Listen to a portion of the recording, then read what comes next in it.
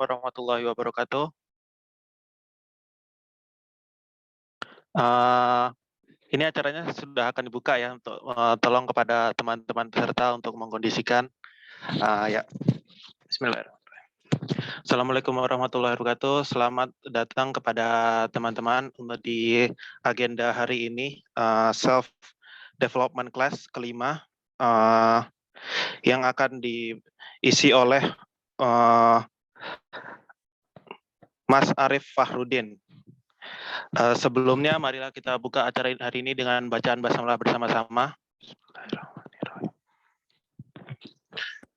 Kemudian acara selanjutnya yaitu tilawah Al-Quran yang akan dibacakan oleh Saudara Muhammad Yunus. Kepada Muhammad Yunus, dipersilahkan. Assalamualaikum warahmatullahi wabarakatuh.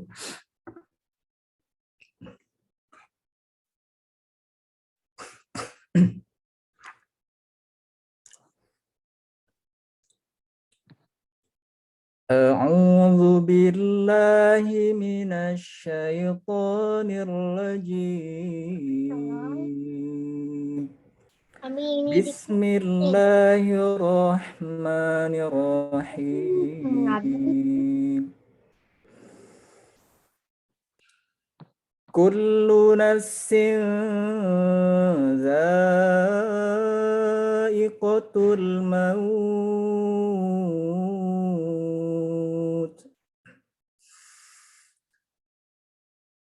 wa innama tuwaffawna ujurakum yawmal qiyamah wa man zuhziha 'anil nari wa udkhilal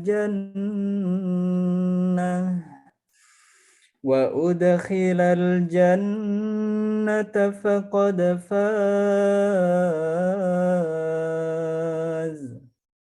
wa mal hayatud dunya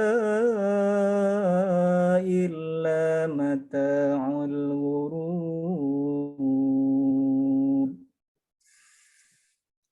Latublawunna fi amwalikum wa anfusikum wa latasma'unna minal ladzina utul kitaba min qablikum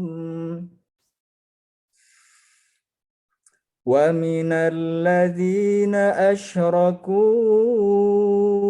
adhan katsira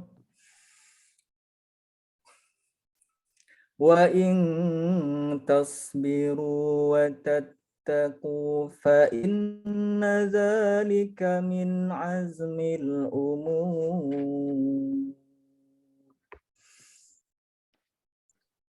وَإِذْ أَخَذَ اللَّهُ مِيثَاقَ الَّذِينَ أُوتُوا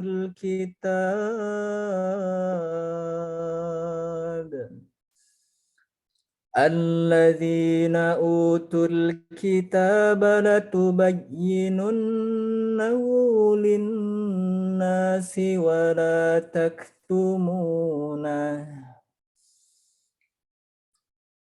فَنَبَذُوهُ وَرَاءَ ظُهُورِهِمْ وَاشْتَرَوْا بِهِ ثَمَنًا قَلِيلًا فَبِئْسَ مَا يَشْتَرُونَ.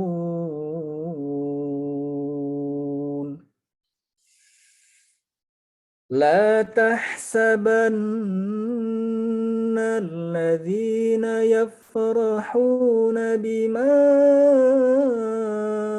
أتوا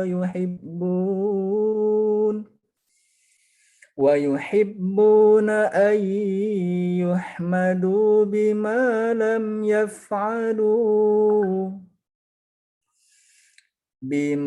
لم يفعلوا فلا تحسبنهم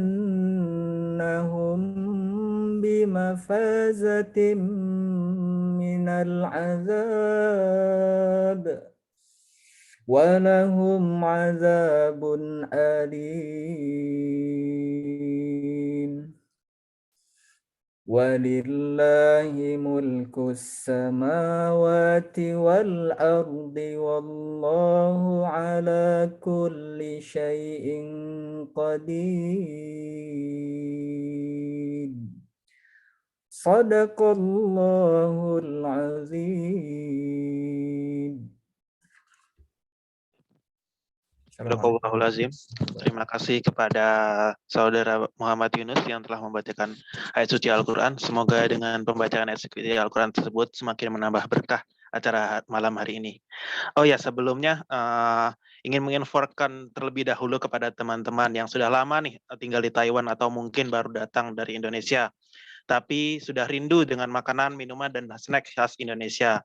Atau mungkin bagi teman-teman yang mau mengirimkan keperluan apapun.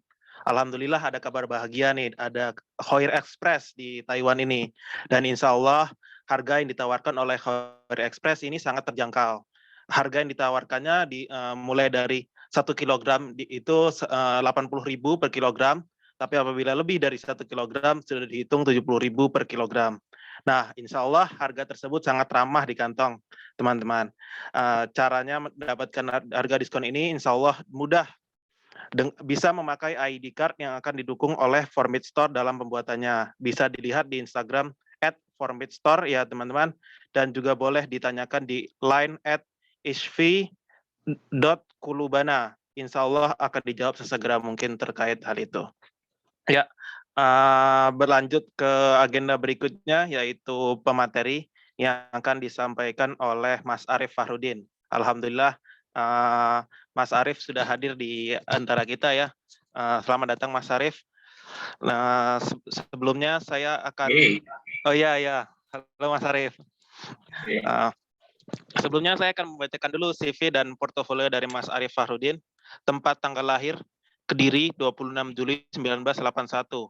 Alamat sekarang Jalan Sokolilo Mulia, Sokolilo Dian Regency 2, Keputih, Surabaya.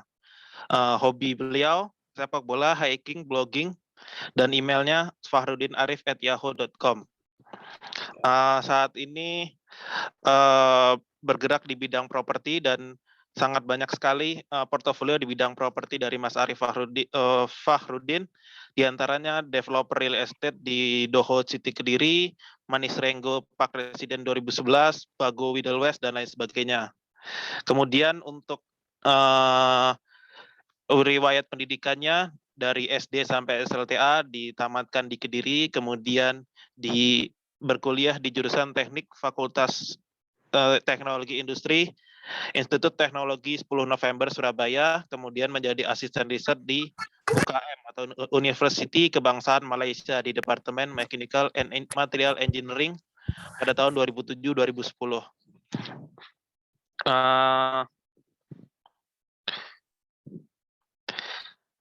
Untuk pengalaman organisasinya pernah menjadi ketua PPI Malaysia 2008 sampai 2009, kemudian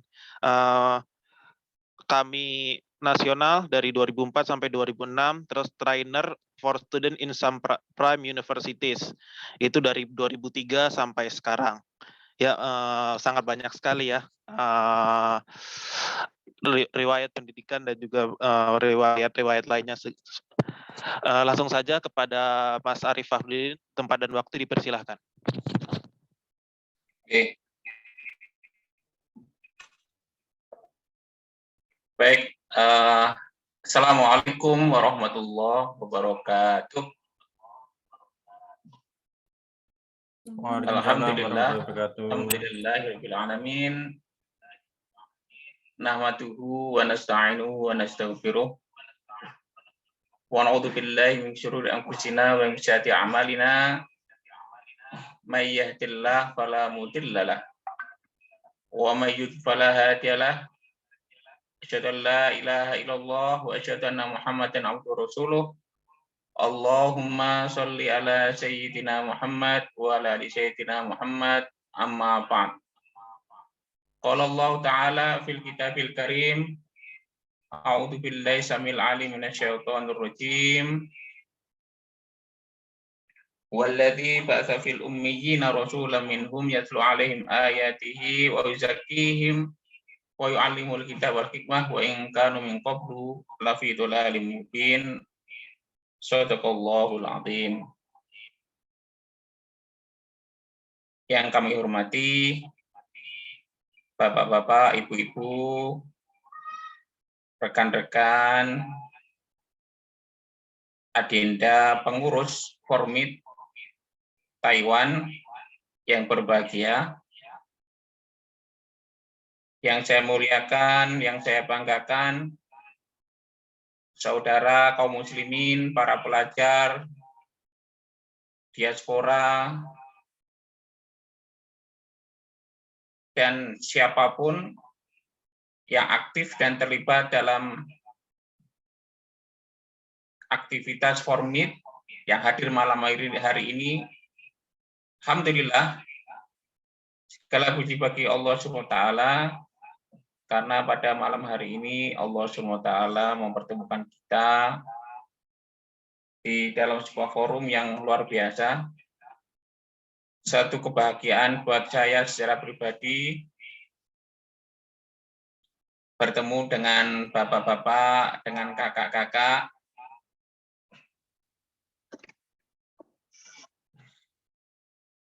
Kedua kalinya sholawat salam semoga tetap dilimpahkan kepada Nabi kita Muhammad SAW, Nabi akhir zaman.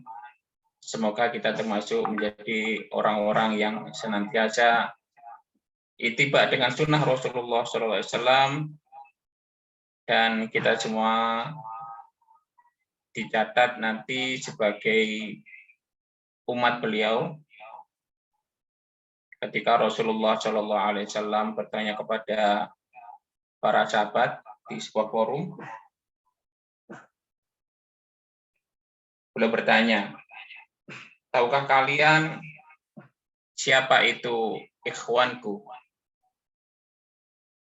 Kemudian ada salah satu sahabat menjawab, bukankah kami ini adalah ikhwanmu ya Rasulullah? Kemudian Rasulullah SAW menyampaikan, bal antum ashabi.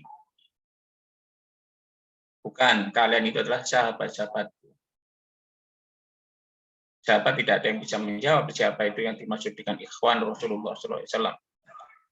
Kemudian Rasulullah SAW menyampaikan, kamakol, yang dimaksud dengan ikhwanku itu adalah orang yang belum pernah bertemu denganku.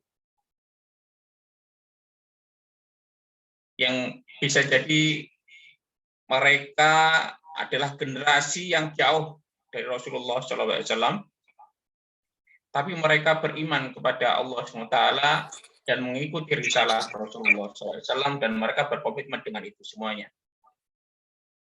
Mereka itulah yang dimaksud dengan ikhwan Rasulullah SAW. Kita berharap hadirin sekalian bahwa pertemuan kita malam hari ini adalah sebagai wujud dari kita adalah orang-orang yang komitmen, kita adalah orang yang dibanggakan Rasulullah SAW, waratsatul anbiya, pewaris para nabi, yang kemudian tercatat sebagai ikhwan Rasulullah SAW, dan kemudian kita mendapat syafaat Rasulullah SAW di yaumil hisab nanti. Bapak-bapak, ibu-ibu yang berbahagia, ya. Ini saya baru nyadar ini bahwa background saya ini begitu manis ya. Judulnya Ibu Profesional, backgroundnya bunga-bunga ini.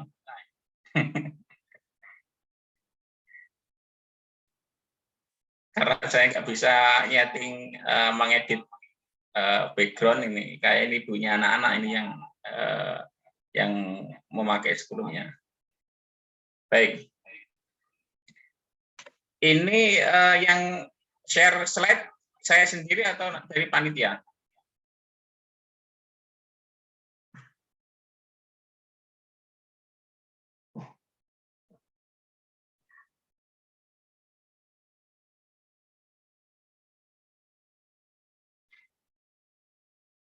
Oh ya, saya bisa share slide ya.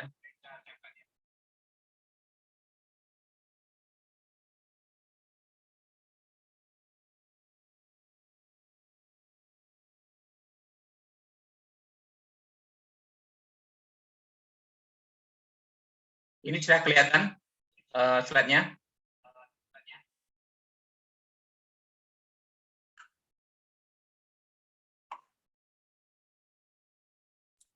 Sudah.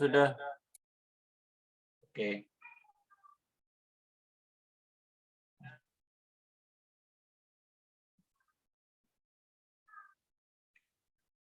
Baik, Bapak Ibu sekalian. Nanti saya dapat amanah sampai jam berapa ini waktunya?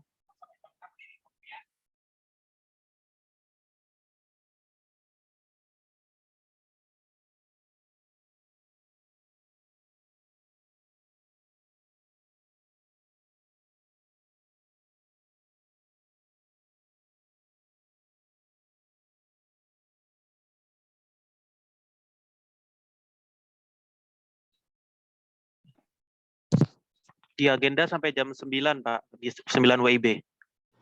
Oke, 9 WIB ya. Siap. Oke.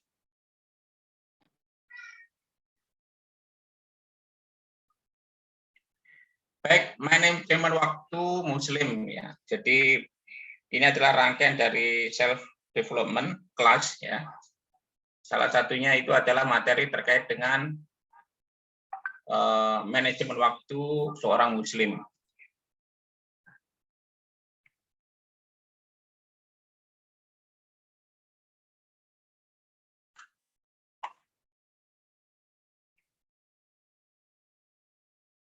Ya.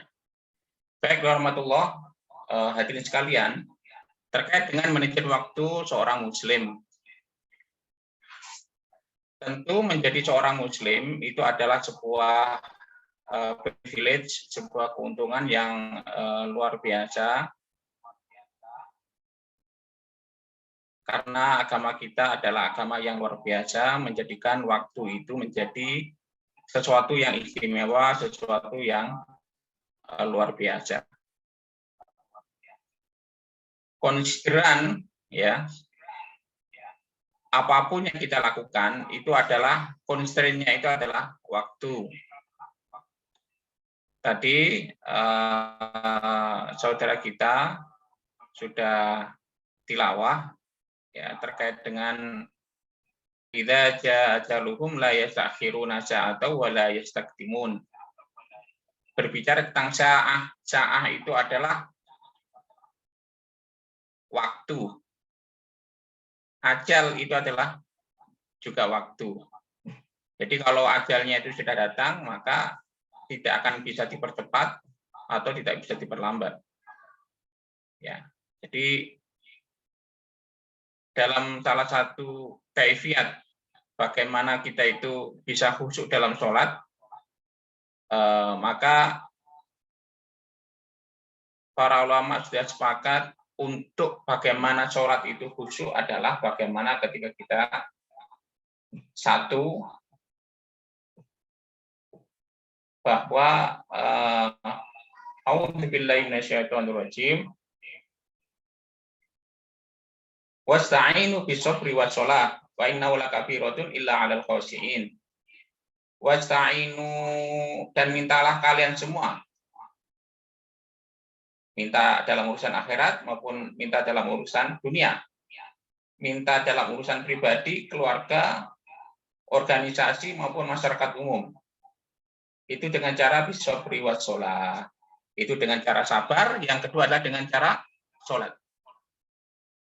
Wa innahu lakabiratun, mongko setuhune iku kabeh lakabiratun abot berat, illa 'alal khashi'in, kejaba ing tasih wong kang padha khusyuk. Kecuali itu di atas orang-orang yang khusyuk. Jadi meminta kepada Allah SWT dengan sholat dan sabar itu berat, kecuali bagi orang-orang yang khusyuk. Siapa itu orang khusyuk? Ya, di ayat yang lain mengatakan idza ajalum, mereka adalah ketika mereka itu mendapat musibah, idza asabatu musibah, ketika mereka itu mendapat musibah, qalu innalillahi wa inna ilaihi raji'un. Itu adalah orang-orang yang mengatakan innalillahi wa inna ilaihi raji'un. Mereka itu adalah orang istirja ketika mendapat musibah. Jadi innalillahi wa inna ilaihi raji'un itu bukan hanya untuk mendengar orang yang meninggal dunia. Karena bentuk musibah itu juga macam-macam. Ya, apapun dalam skala kecil, ya itu adalah musibah. Kemudian dia istirja. Innalillahi setuhune lillahi kabeh kagungan Allah SWT. Wa inna ilaihi raji'un dan setuhune itu semuanya wangsul kembali ke hariban Allah SWT. Mereka adalah orang yang istirja. Yang berikutnya itu adalah mereka itu adalah alladzina yadhunnuna. Mereka itu adalah orang yang menyangka, mereka itu adalah orang yang berharap, mereka itu adalah orang yang yakin, yang mereka itu bersegera bertemu dengan Robnya, yaitu mati. Tapi kaitannya dengan ayat yang dibaca oleh Qori, bahwa bagi seorang muslim agar ibadahnya itu berkualitas, kalau sholat itu khusyuk, kalau membaca Al-Quran itu tadabbur, kalau bekerja itu profesional, kalau dia itu mendapat amanah itu bisa ihsan, itu adalah karena ada keyakinan bahwa dia itu akan mati. Dalam mati itu ada sebuah event, rentetan event yang sangat panjang. Dia akan masuk ke dalam kuburan, kemudian dia akan merasakan aura di surga atau aura di neraka, kemudian nanti dibangkitkan hari kiamat, kemudian nanti adalah mizan, kemudian adalah hisab, kemudian di padang mahsyar, kan begitu kan, kemudian syirat, kan begitu. Nah, karena dengan keyakinan pada hal yang gaib tadi, bahwa dia akan mati, ada constraint yang bernama mati, yang itu adalah waktu, maka membuat dia itu adalah menjadi orang yang khusyuk.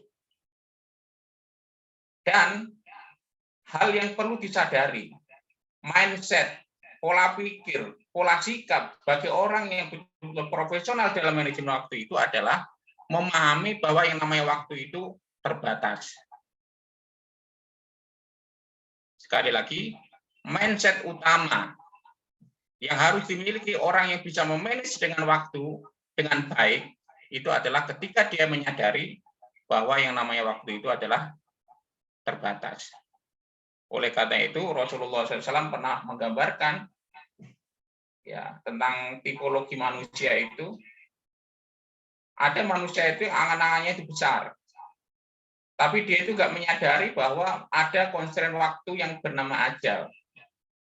Begitu. Nah, oleh karena itu seorang muslim itu dia itu memiliki sebuah pemahaman yang benar.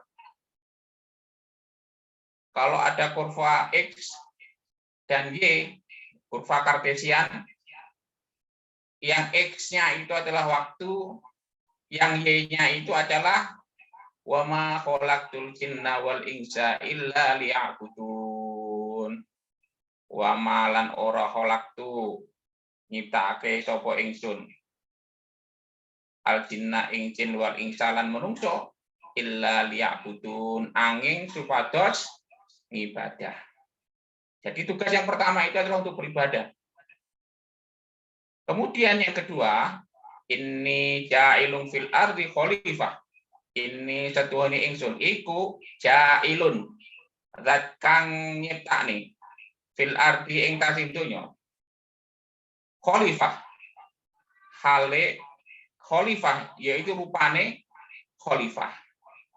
Jadi sumbu Y-nya itu adalah bagaimana life goal atau misinya itu adalah untuk beribadah, yang kedua itu menjadi seorang khalifah. Maka bagian X-nya itu adalah waktu, yang itu semua dibatasi oleh ajal. Nah, yang menjadi tantangan kita itu adalah ajal kita itu kita nggak ngerti. Ada orang yang meninggal sampai di atas 100 tahun, ada yang meninggal di atas 60 tahun, ada yang meninggal di atas 40 tahun, bahkan ada yang meninggal di bawah 5 tahun. Begitu. Oleh karena itu, ini luar biasanya Islam ihdan khamsa ala khamsin. Aji mumpung. Itulah manajemen dalam Islam itu. Ketika menjadi seorang muslim itu, kita itu betul-betul mendapatkan penekanan ihtanim khamsa qabla khamsin. Begitu. Jadi di sumbu X-nya itu saya bisa share juga enggak ya?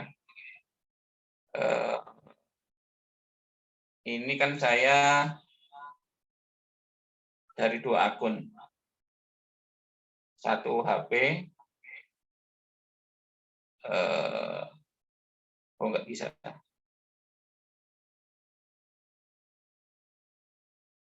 Kalau saya mau ngoret-ngoret gimana ya? Saya itu bisa ngoret-ngoret itu kalau lewat HP.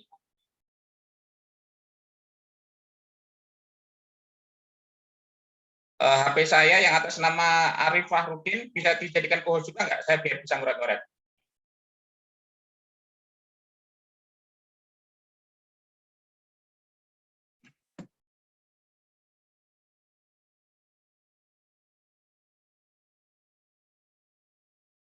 Oke, sip. Ya.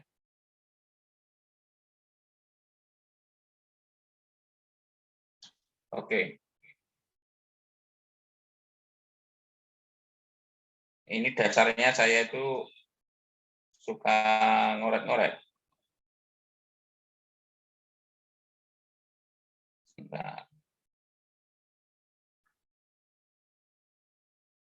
Ya.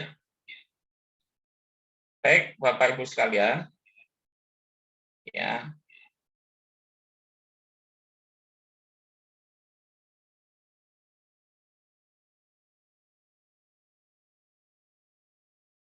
Ini adalah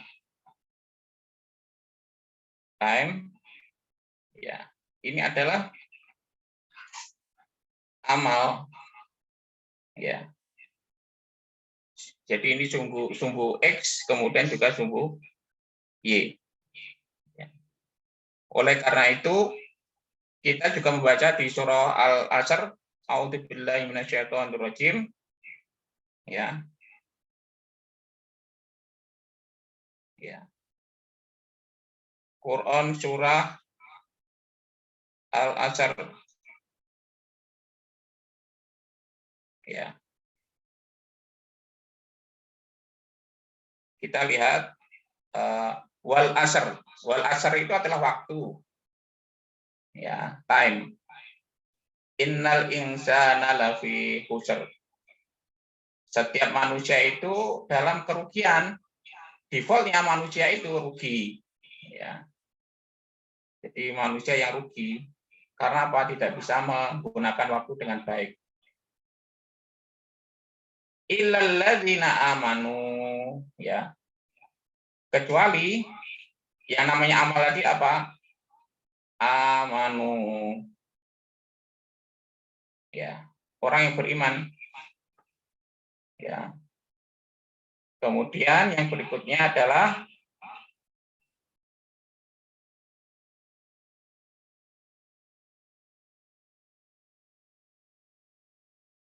mereka orang yang beramal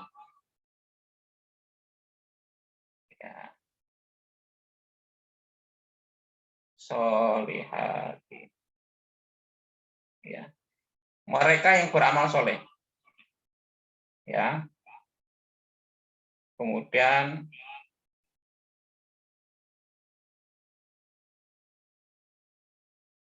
tawasau. Ya.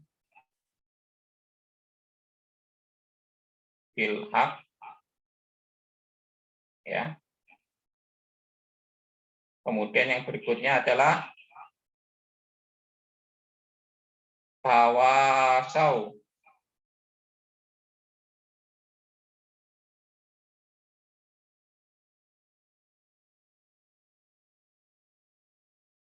Sorry.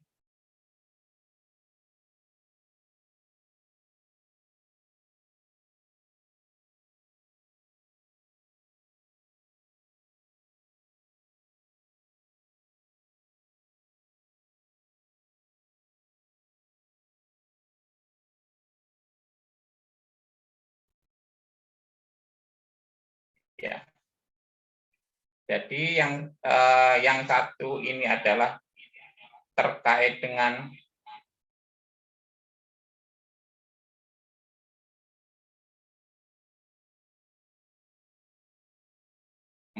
adalah iman, ya. Kemudian ini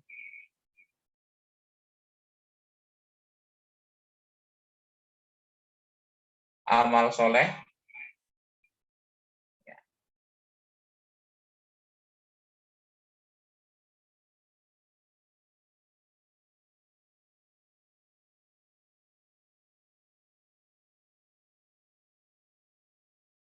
dakwah, ya ini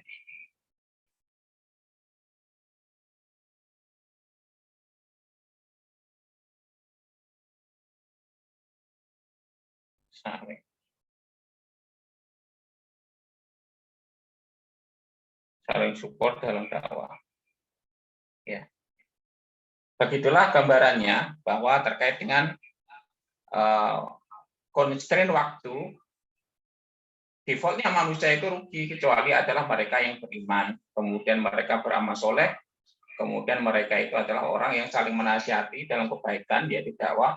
Kemudian watawasau bisabr, kemudian mereka itu saling nasihati dalam kesabaran, jadi saling support. Ya. Imam Syafi'i pernah menyampaikan, andaikan dicukupkan sebuah laut tadabburon, dicukupkan sebuah tadabbur tentang sebuah ayat, cukup satu ayat, maka itu adalah surah Al-Asr.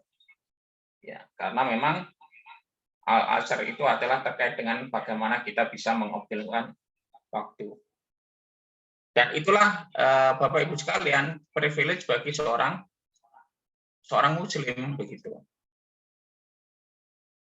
Oleh karena itu, mengapa kalau kita itu melihat bagaimana waktu itu digunakan dengan baik, bagaimana waktu itu bisa begitu berkahnya, maka lihatlah generasi terbaik dalam agama ini, yaitu generasi Rasulullah SAW dan para sahabat. Ya, hadirin sekalian, ini saya mau menggambarkan kepada panjenengan semua. Ya,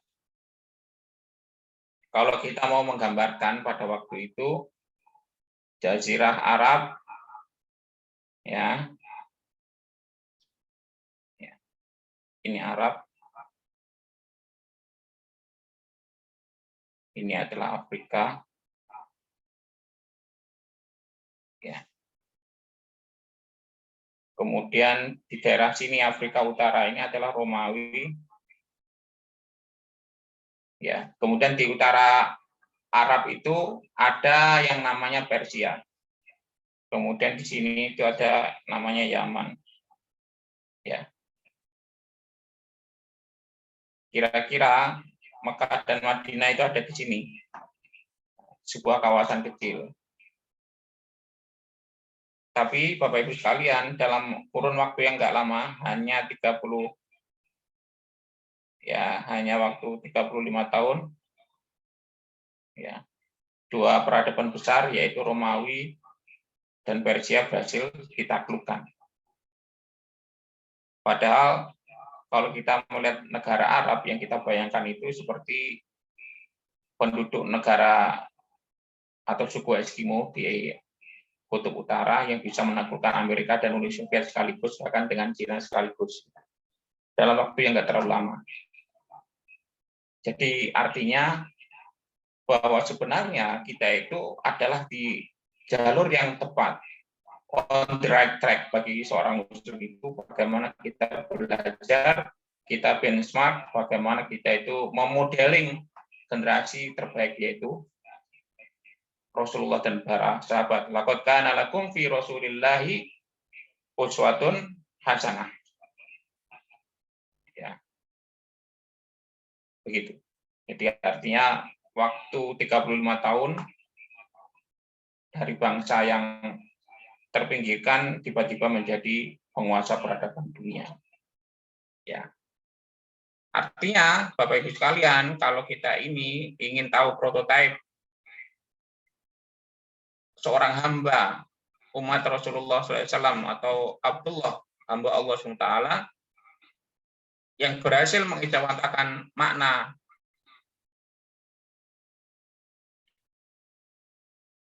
yang pertama adalah wa ma khalaqtul jinna wal insa illa liya'budun, ya.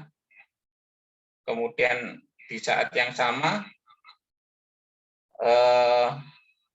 mereka itu adalah orang yang begitu luar biasa, yaitu menjadi seorang khalifah. Maka itu lihatlah Rasulullah SAW dan generasi sahabat. Oleh karena itu, hadirin sekalian,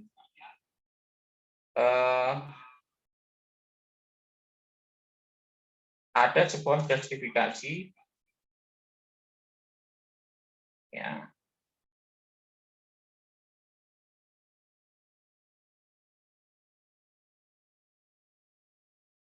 kuntum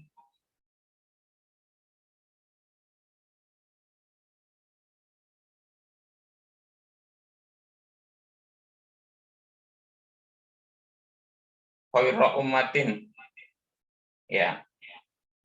Jadi di surah Ali Imran sudah dapat justifikasi bahwa generasi sahabat itu adalah sebaik-baik umat, begitu. Karena mereka memiliki kriteria yang tadi. Salah satunya adalah mereka memiliki waktu yang berkah. Ya. Baik, kita kembali lagi ke slide yang utama.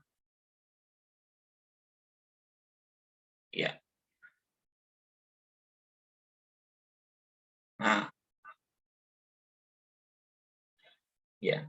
Kemudian di Taiwan ini, ya karena dianggap kita sudah dewasa, kita sudah nggak ada lagi orang tua yang mendampingi kita selama kita belajar di kampus atau kita bekerja. Kemudian istimewanya lagi, kita minoritas di sebuah negara yang Islam adalah agama minoritas. Maka efek bagaimana kita itu berdakwah itu efeknya insya Allah sangat luar biasa. Begitu. Jadi bagaimana kita mengelola waktu, bagaimana kita disiplin, itu adalah bagian dari dakwah.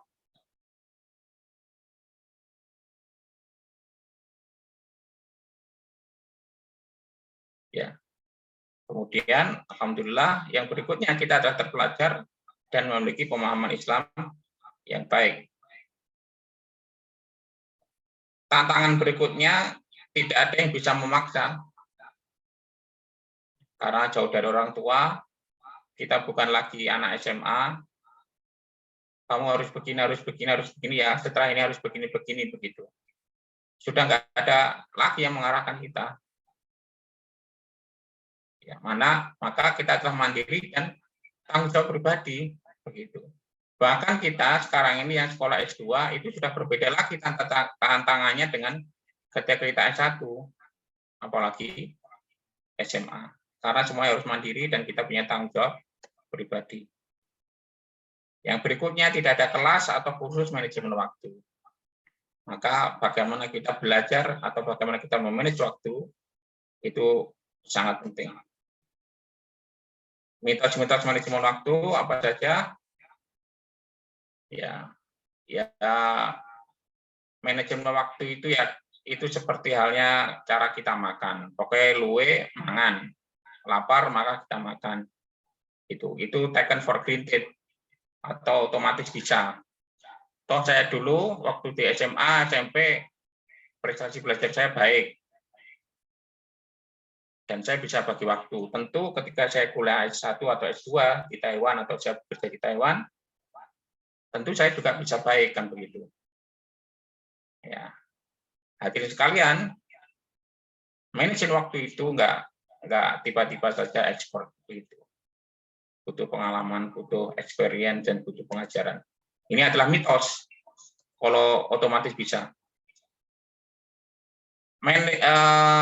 Kemudian mitos berikutnya, manajemen waktu itu gak asik. Jadi gak bebas kita. Kenapa yang enak-enak awalnya ketika kita manajemen waktu, kemudian kita jadi tertekan. Jadi gak bebas. Ini gak boleh, itu gak boleh. Itu mitos. Seharusnya ketika kita itu bisa memanage waktu kita, semuanya jadi asik. Dan malah kita punya kebebasan waktu. Justru orang yang nggak bisa ngatur waktu itulah dia menjadi orang yang sangat kelihatan sibuk. Urusannya selalu ruwet. Ya. Kemudian mitos berikutnya, pilih mana, waktu yang di-manage atau power of kepepet, kan begitu. Saya itu kalau nggak kepepet itu rasanya nggak lego, nggak plong. Saya itu lebih enak kalau saya itu kepepet, kan begitu. The power of kepepet.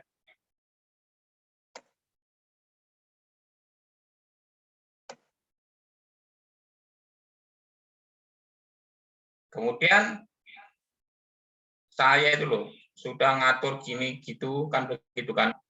Kok rasanya itu waktu nggak cukup saja kan itu.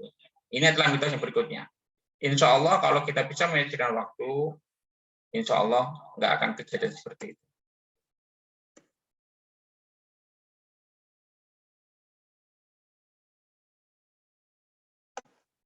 Ya, baik. Tantangan yang berikutnya, manajemen waktu itu apa tantangannya? Kita itu kewalahan atau overwhelm kalau bahasa Inggrisnya. Gangguan, yang kedua adalah distraction. Yang kemudian yang berikutnya adalah kelelahan atau fatigue. Ya, kewalahan itu adalah bagaimana kita itu selalu merasa sibuk, kok aktivitas juga ada habisnya, begitu. Maka Bapak Ibu sekalian, kalau tantangan kita itu adalah di kewalahan, maka manajemen yang perlu kita lakukan adalah prioritas. Jadi nanti kita akan belajar tentang bagaimana kita memprioritaskan sebuah aktivitas. Ya, maka perlu prioritas kan begitu. Nanti ada bagaimana kita memanage waktu kita dengan memberikan prioritas, mana yang penting dan mendesak, mana yang penting tidak mendesak dan sebagainya. Kemudian yang berikutnya adalah gangguan, distraction. Ya, teman yang ngajak ngobrol, kemudian HP centang-centung, terus kemudian serial Netflix dan sebagainya. Cerita tentang drama Korea. Ini semua adalah gangguan. Maka solusinya adalah fokus. Kemudian yang berikutnya adalah kelelahan, ngantuk, nggak fit, apalagi sakit. Semoga kita diberikan kesehatan, apalagi di musim pandemi ini. Solusinya adalah asupan, olahraga, dan juga waktu istirahat. Salah satu parameter orang bisa manage waktu dengan baik itu adalah ketika dia bisa menjaga waktu istirahatnya.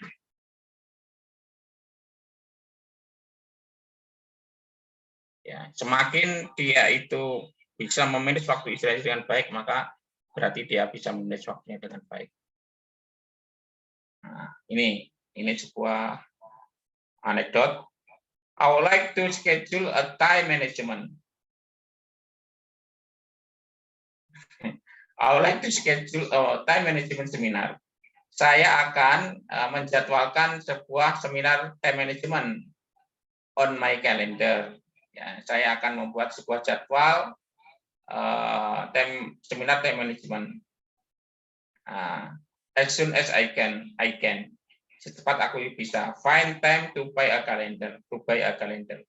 Nah, nanti saya usahakan saya segera beli kalendernya itu. Jadi inilah salah satu tantangannya menunda. Ya. Fakta manajemen waktu. Kalau kita itu bisa manajemen waktu dengan baik, itu adalah meningkatkan produktivitas. Yang berikutnya mengurangi stres. Ya. Apa yang dimaksud dengan produktivitas? Ini saya mau share.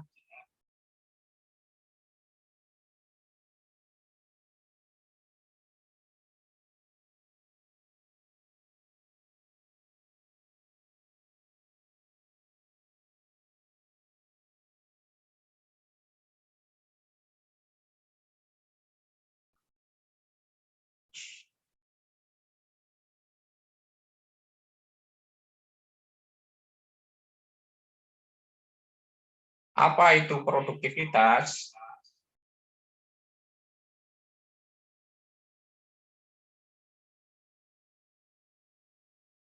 Produktivitas itu adalah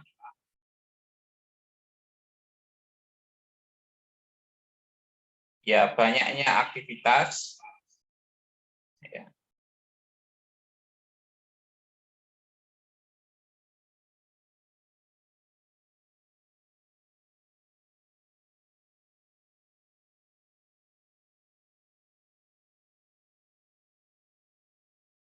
banyaknya aktivitas ya, per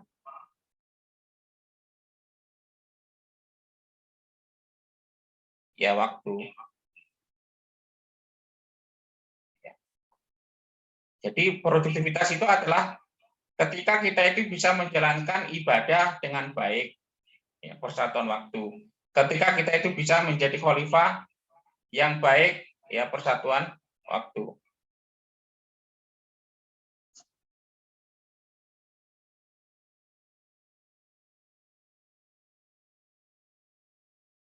Ya. Kemudian Bapak Ibu sekalian, apa kaitannya? Jadi artinya gini, semakin kita itu bisa manage waktu kita, semakin meningkat produktivitas. Karena apa? Kita itu bisa memanage sebuah aktivitas. Kita banyak melakukan aktivitas dengan waktu yang sama. Gitu. Jadi seorang profesor, seorang ulama, seorang yang paling kaya di sebuah kawasan itu waktunya itu sama. Cuma yang membedakan itu adalah ketika mereka itu bisa melakukan sesuatu yang paling penting, ya, yang paling memiliki value, ya seperti itu. Jadi kalau Adamko itu pernah menyampaikan pendapatan itu rumusnya, besaran pendapatan itu adalah 1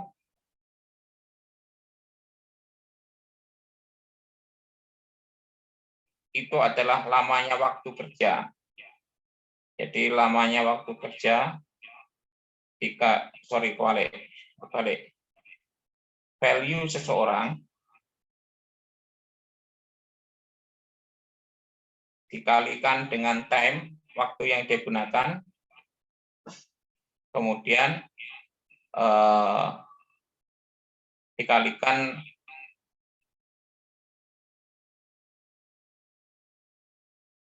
pelipat ganda. Pelipat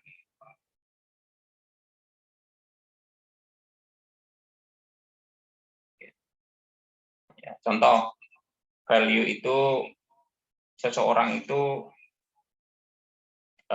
per jam nilainya itu adalah misalkan $100, maka dikalikan banyaknya waktu dia yang dia gunakan per jam itu. Misalkan dia seorang konsultan per jamnya dinilai $100. Time itu adalah waktu yang dia gunakan untuk konsultan.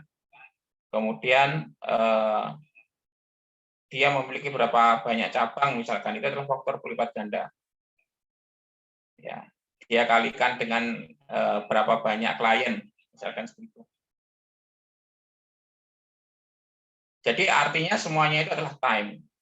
Berapa banyak value dia, kan begitu. Jadi time-nya sama, ya, tetapi karena value-nya, bagaimana dia itu memiliki aktivitas, memiliki value yang berbeda, maka hasilnya juga berbeda. Kemudian tadi yang kedua, manajemen waktu itu bisa menghilangkan rasa stres. Itu apa logikanya? Ada istilah itu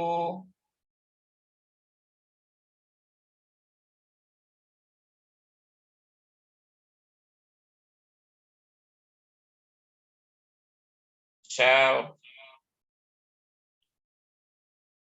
esteem,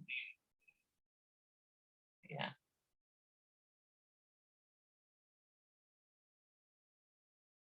Kemudian ada istilah self efficacy.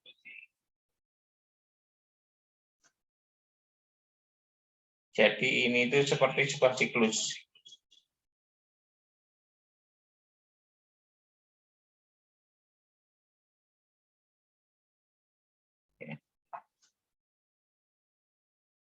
Jadi self efficacy itu adalah perasaan ketika seseorang itu merasa berdaya, merasa bisa.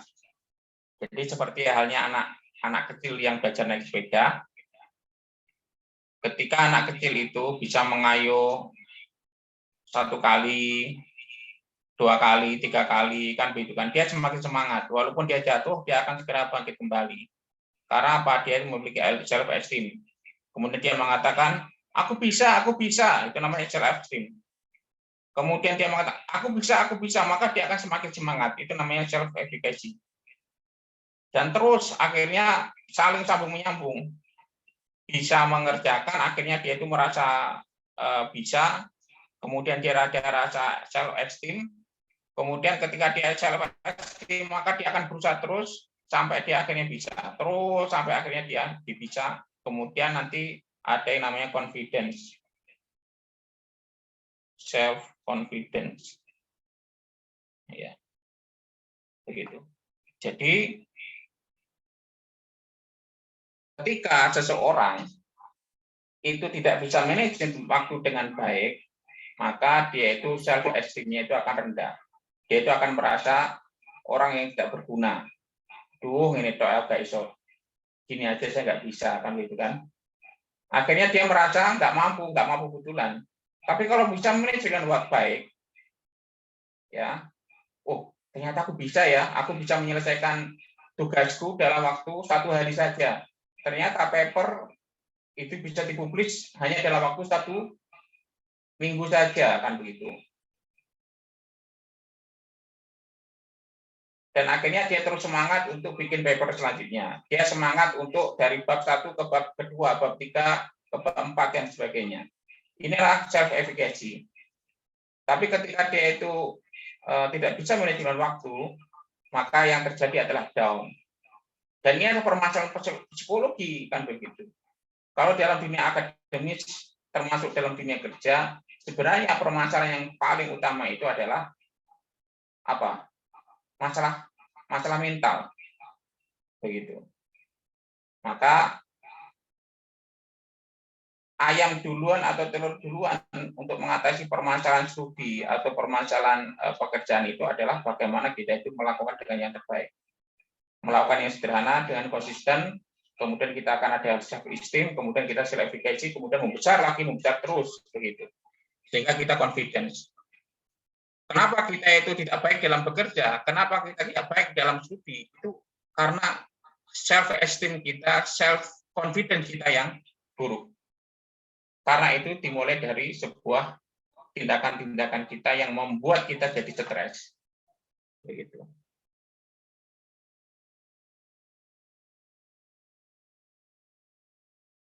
Kita ini lagi balik ke sini. Ya, meningkatkan produktivitas kan begitu. Karena kita bisa melakukan banyak hal, kita lebih banyak mencapai banyak goal, mengurangi stres tadi. Karena kita punya self esteem, self confidence akhirnya nanti.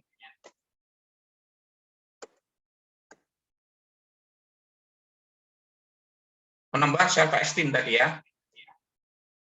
Mencapai keseimbangan hidup.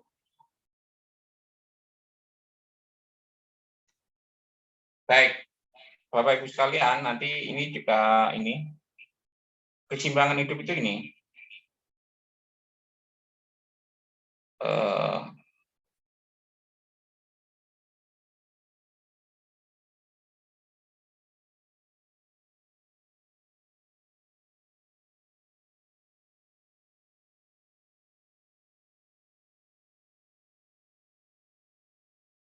Ya, orang menyebutnya dengan life will.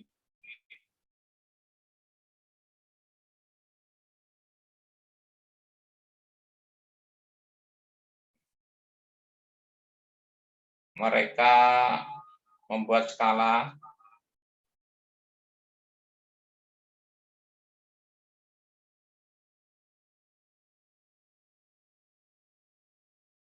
misalkan 1 sampai 5. Ya, maka ini harus semuanya harus seimbang. Ya, dibagi menjadi 8.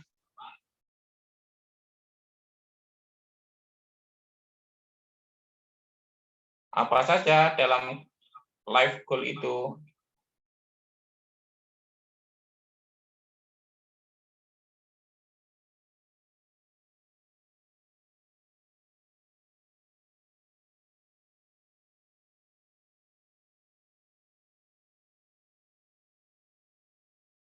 Jadi adalah spiritual.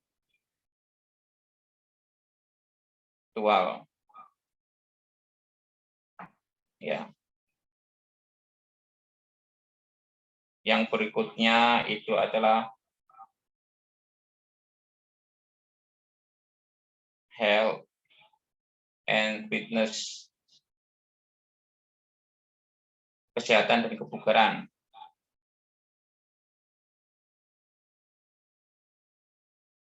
Yang ketiga itu adalah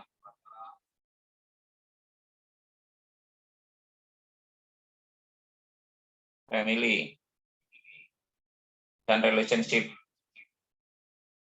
Ya. Yang keempat adalah sosial dan dakwah. Ya. Yang berikutnya adalah finansial.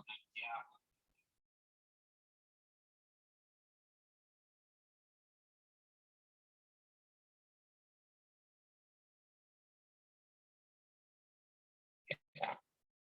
Yang berikutnya adalah pengembangan diri.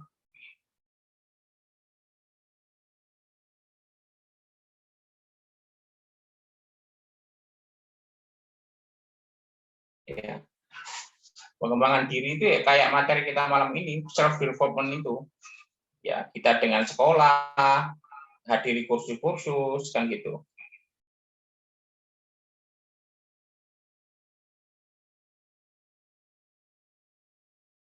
Kuliah, ya. Kemudian kalian adalah karir. Kemudian juga bisnis.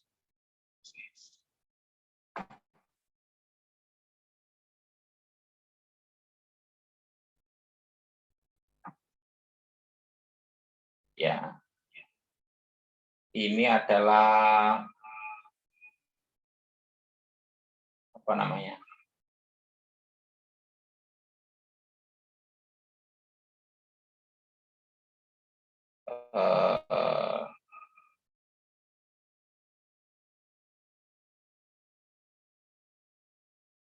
Happiness. Ya.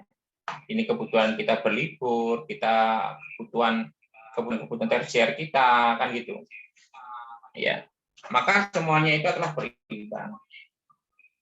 Yang dimaksud dengan berimbang itu bukan berarti porsinya sama, enggak. Jadi semuanya itu memiliki bobot. Ya, tentu yang namanya spirituality memiliki bobot yang sangat besar. Karena fungsi-fungsi ibadah, fungsi khalifah ini semuanya adalah dengan komitmen semuanya ini. Jadi semua lingkaran ini adalah itu harus dengan komitmen kita adalah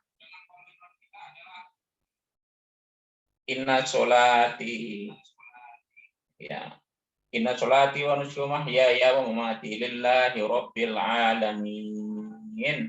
Begitu. Ya, semuanya itu landasan utamanya itu adalah spiritualitas. Begitu. Karena oleh karena itu Rasulullah SAW salah satu rahasia kemenangan beliau itu adalah karena Rasulullah itu diwajibkan qiyamul lail misalkan. Ya, ya ayyuhal muzammil. Begitu. Qumul laila illa qalila kan gitu kan. Ya ayyuhal mudaththir qum fa'anzir. Begitu. Ya. Jadi sama. Kalau kita itu membuat sebuah goal, ya, Orang yang memiliki manajemen waktu yang baik, maka dia itu akan memiliki keseimbangan ini dengan baik.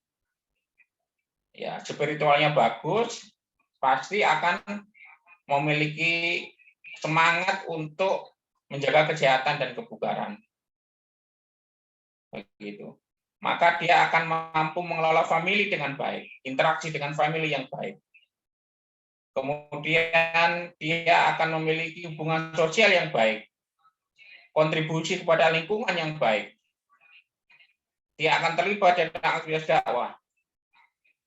Kemudian dia juga memiliki kesadaran bahwa kaum muslimin itu sangat diterankan untuk menjadi muzaki, maka pendapatannya minimal 6,5 juta untuk menjadi seorang muzaki, begitu.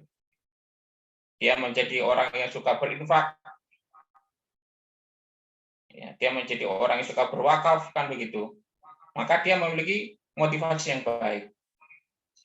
Dia akan memiliki sebuah fikroh yang benar, sebagaimana Rasulullah SAW pernah bersabda, nikmal malu soleh, sebaik-baik harta yang baik, lil mar'i soleh, itu bagi orang yang baik. Begitu. Maka seluruh resources yang ada itu akan memiliki daya guna yang baik ketika itu di tangan orang soleh. Negara yang baik ketika negara itu dihandle, ditangani oleh orang yang baik. Sebuah perusahaan yang baik memberikan efek yang luar biasa kepada lingkungan, kepada masyarakat, kepada karyawannya, itu ketika di tangan orang yang soleh. Maka kewajibannya seorang yang soleh itu memiliki finansial yang baik, tata kelola organisasi yang baik, menjadi politisi yang baik, kan begitu. Kemudian self development, punya kesadaran untuk mengembangkan diri, ikut kursus, ikut kuliah, begitu, ikut seminar dan sebagainya. Karir dan bisnis, menjadi seorang dosen, menjadi seorang karyawan, menjadi seorang pengusaha. Kemudian dia juga nggak lupa untuk pelesiran, jalan-jalan untuk ya tafakkarun, mereka tafakur dengan keindahan alam. Mari kita menjadi penduduk dunia. Kita kunjungi Amerika, kita kunjungi Afrika, kita kunjungi Australia, kita kunjungi Cina, kita kunjungi Jepang, kita kunjungi Taiwan. Mari kita menjadi penduduk dunia dalam rangka tafakur, dalam rangka berdakwah. Saya doakan kita semua yang ada di sini bisa menjadi penduduk dunia yang bisa berkeliling dunia untuk kepentingan dakwah. Amin. Amin ya rabbal alamin. Ya. Kita kembali lagi ke sini. Ya. Mencapai keseimbangan hidup tadi, jadi life wheel tadi yang 8 tadi, lingkaran tadi. Jadi bukan karena dia itu mengutamakan karir, akhirnya anak dan suaminya jadi terbengkalai, begitu. Enggak seperti itu. Rajin bekerja, tapi ibadahnya gedodoran, juga enggak seperti itu.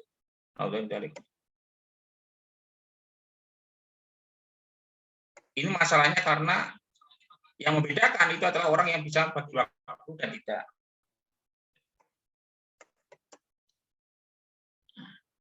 Nah, menambah kepercayaan diri ya tadi ya, self esteem, self efficacy, kemudian self confidence dengan tadi.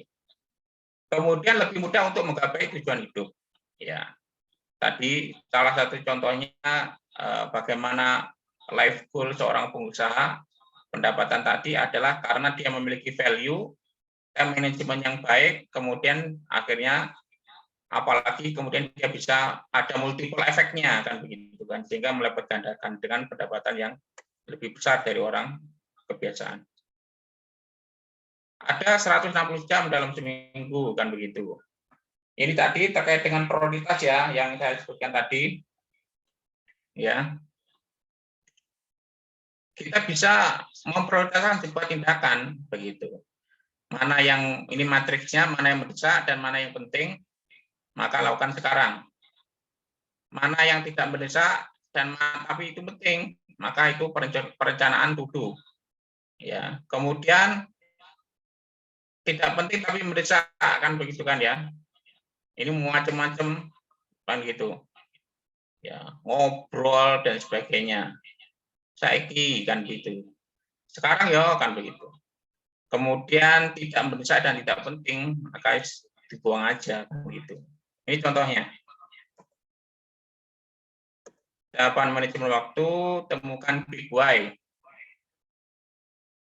Big why sebagai seorang muslim harus jelas. Kita harus mengetahui misi hidup kita.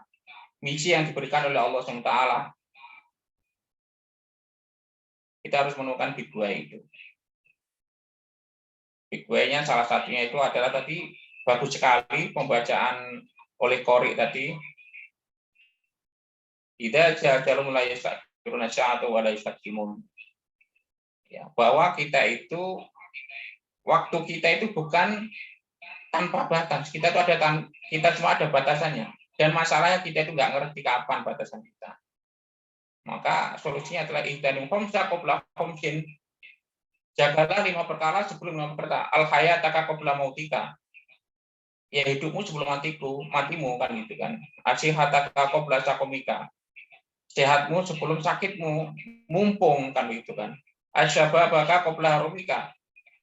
Mudamu sebelum tuamu kan gitu. Al-faragha qabla syuklika.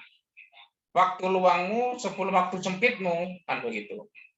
Kemudian hina uka qabla fakrika.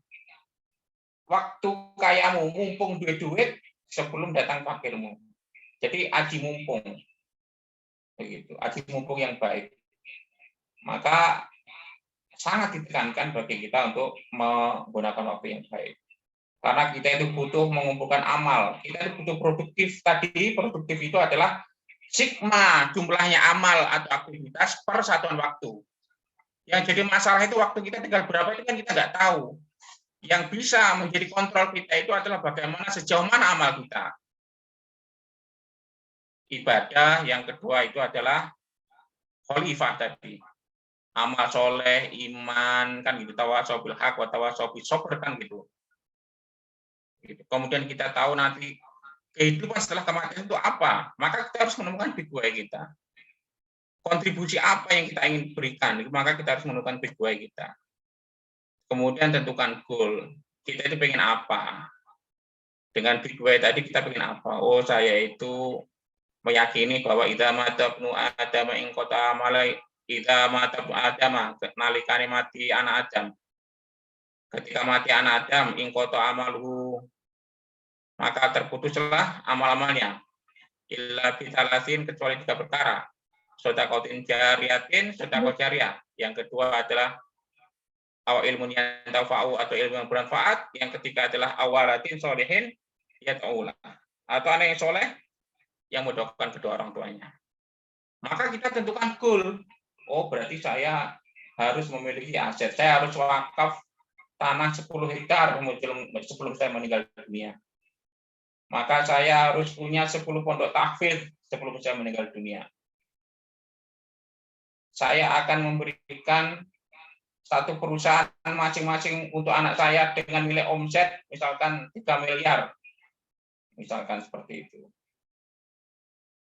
Sebelum saya meninggal dunia. 3 miliar per bulan misalkan seperti itu. Tentukan goal.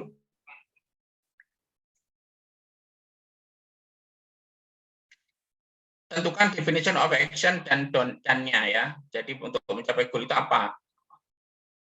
Gitu. Apakah dengan menyekolahkan mereka anak-anak kita di sekolah favorit misalkan sekolah agama atau masukkan mereka ke pondok pesantren, kalau itu goal untuk anak tadi ada 8 goal tadi. Ya.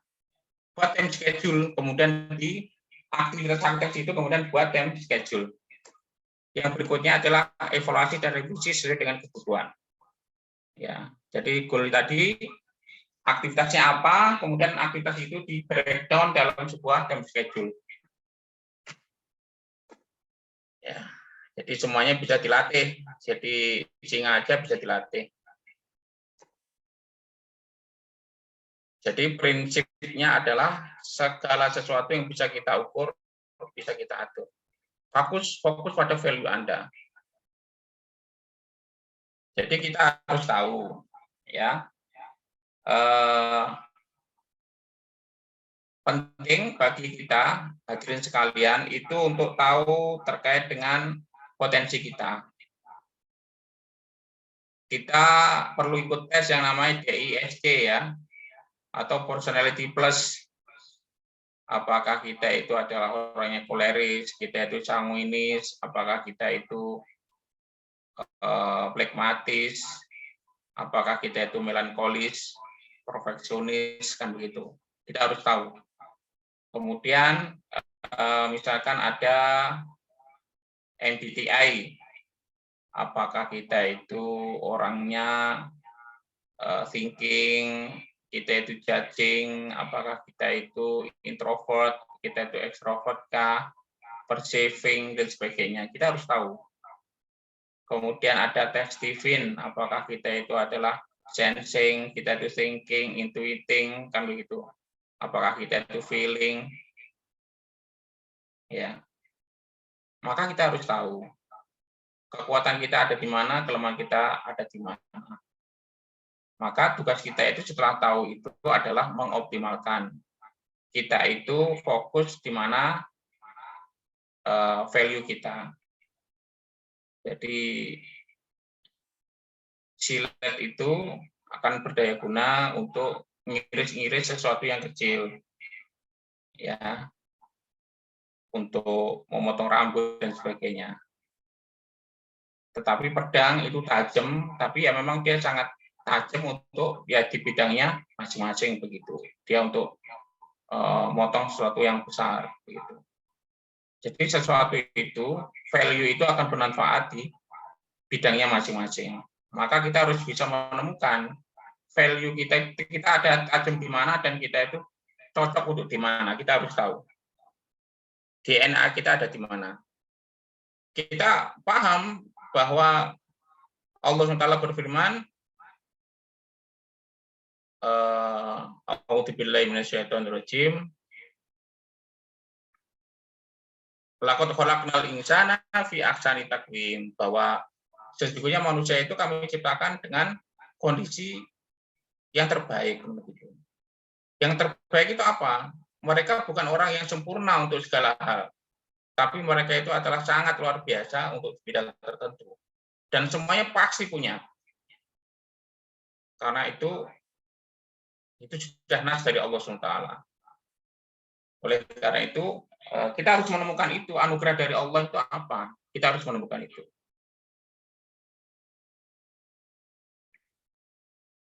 Kemudian dalam Al-Quran, ala syakilatihi. Jadi Allah SWT memberikan kita itu, ya memiliki talent, kita itu memiliki passion masing-masing.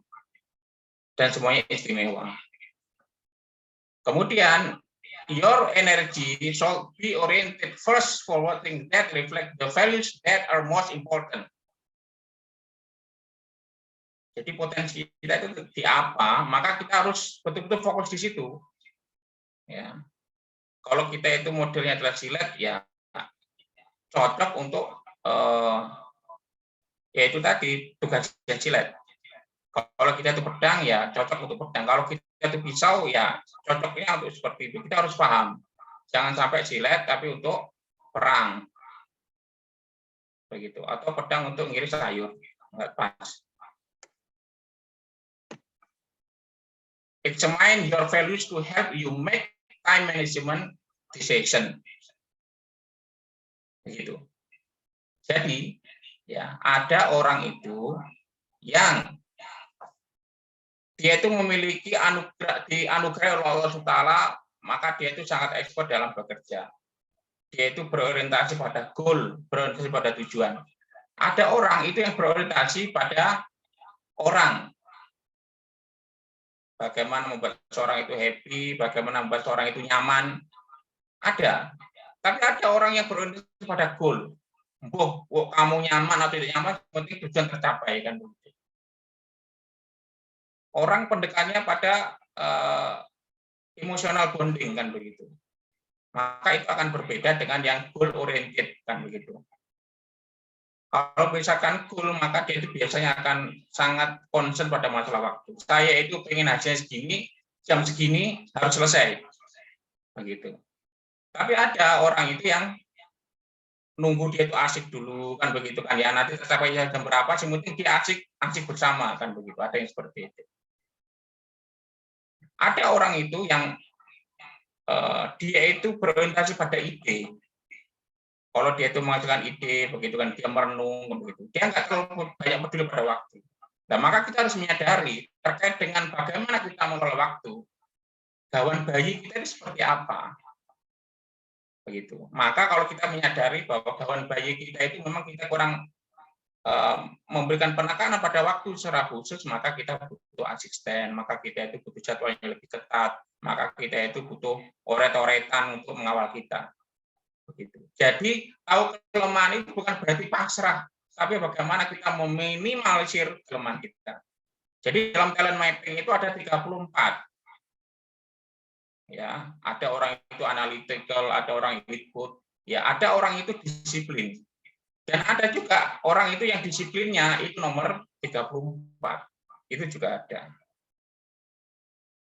Ya, seperti itu. Jadi kalau kita tahu lemah di bidang tertentu, bukan kita pasrah, tapi adalah bagaimana kita mengantisipasi dan meminimalisir, termasuk dalam masalah manajemen waktu. Ya. Kemudian dimulai dari mana? Ya, dimulai dari merancang goal. Kemudian apa yang terpenting setelah tadi kita menentukan big why, maka kita harus tahu goal-nya itu apa dan apa yang terpenting, kan begitu. Maka sangat penting buat kita buat goal yang clear dan spesifik. Jangan gizi, jangan nggak jelas. Saya ingin menjadi orang yang baik, saya ingin menjadi orang yang berprestasi, itu nggak jelas, kurang spesifik. Buat goal jangka panjang dan jangka pendek untuk mencapainya. Goal itu ini adalah kombinasi antara tindakan, amal, dan waktu. Jadi jangan jangka panjang tanpa jangka pendek atau jangan terlalu jangka pendek, begitu. Harus ada dua-duanya. Buat deadline setiap goal. Jadi salah satu kegagalan kita dalam mengeksekusi itu adalah ketika kita tidak memberikan deadline. Oleh karena itu, buat goal itu sama, smart ya, spesifik, measurable, achievable,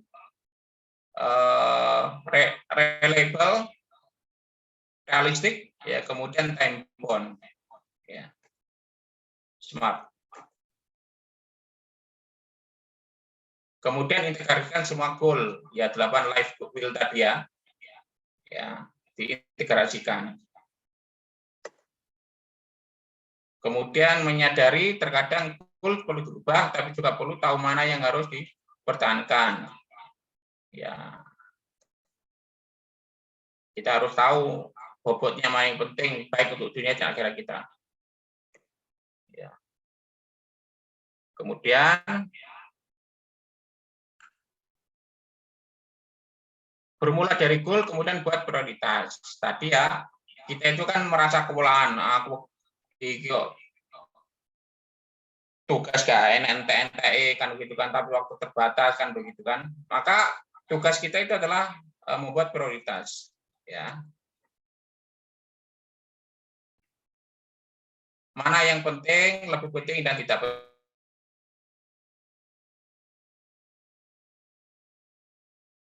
penting. Kita ada amalnya. Jadi ini izin saya memberikan oret-oretan dari Brian Tracy. Ya.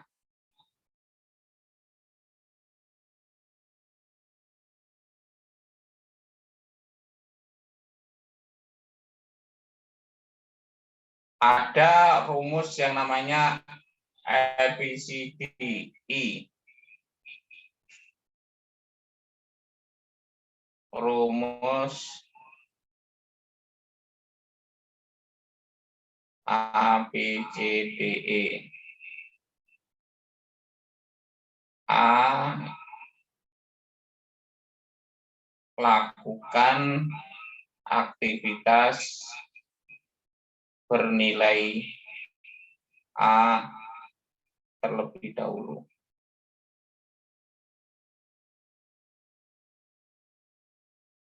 Yaitu jika dilaksanakan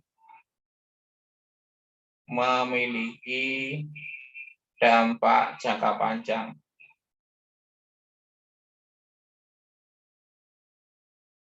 Misal, kalau saya jadi seorang pebisnis, saya ngurusi bagian penjualan, karena penjualan itu adalah 70% dari sebuah bisnis. Maka saya concern dalam masalah penjualan. Begitu. Kalau penjualan ini goal, saya dapat goal saya misalkan 1 bulan 1 miliar, maka itu cash flow, profit ya di perusahaan itu bisa tercapai. Maka concern pada masalah penjualan itu adalah tindakan A yang itu memiliki dampak jangka panjang. Begitu.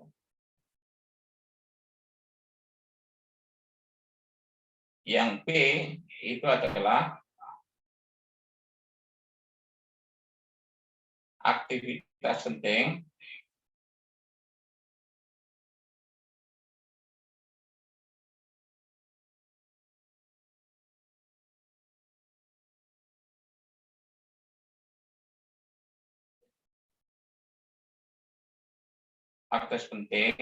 tapi tidak bisa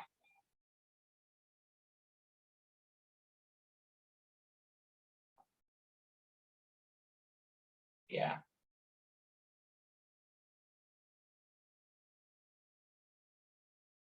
Ya, maka dilakukan setelah A selesai.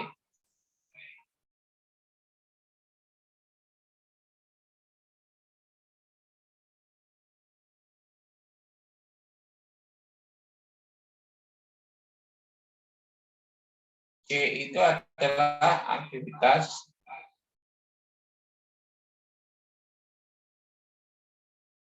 mendesak, tidak penting.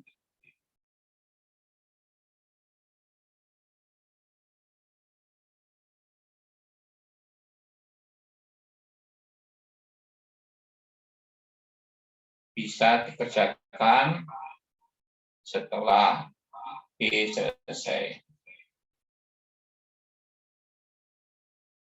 D penting bisa didelegasikan.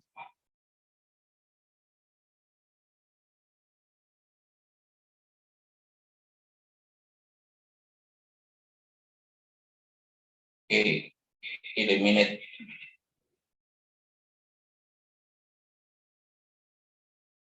Tidak perlu dilakukan.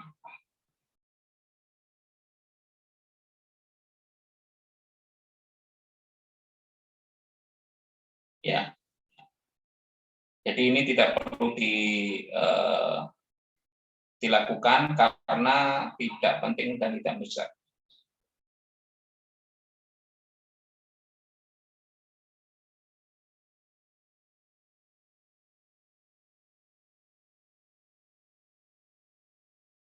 Faktanya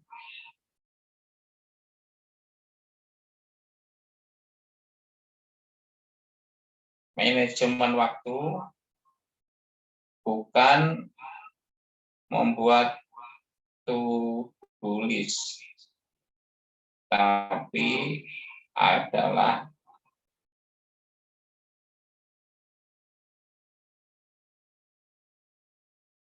mengeliminasi not to do list. Ya. Jadi hadirin sekalian, sebenarnya dalam hari-hari kita itu banyak not to do list kita. Yang itu harus kita hapus. Kita fokus pada A. Kemudian setelah A selesai baru B, kan begitu kan ya, begitu. A itu bisa A1, A2, A3, A4 kan begitu. Dan sayangnya secara umum hari-hari kita itu faktanya itu banyak dipenuhi oleh E. Maka tugas kita itu adalah bagaimana kita itu menghapusi E. Aktivitas kita itu sebenarnya adalah banyak menghapusi daripada kita itu membuat checklist. Ngoten nggih, ini adalah manajemen waktu. Ini fakta yang sering kita tidak tahu dan kita tidak sadar.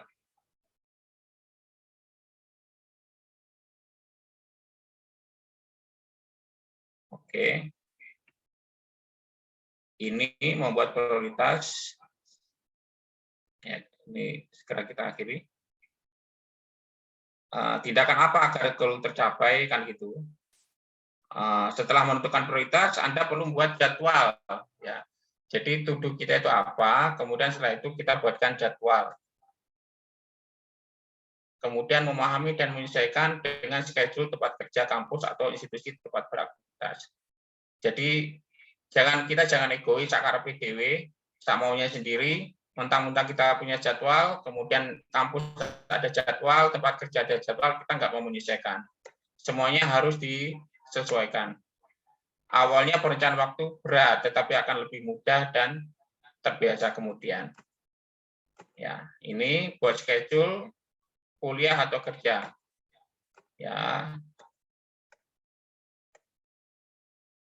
Jadi ini buat breakdown, jadi pekerjaan-pekerjaan itu kita punya goal breakdown dalam kerja-kerja kita, kemudian breakdown lagi dalam tahunan, breakdown lagi dalam bulanan, kemudian mingguan, kemudian sampai harian.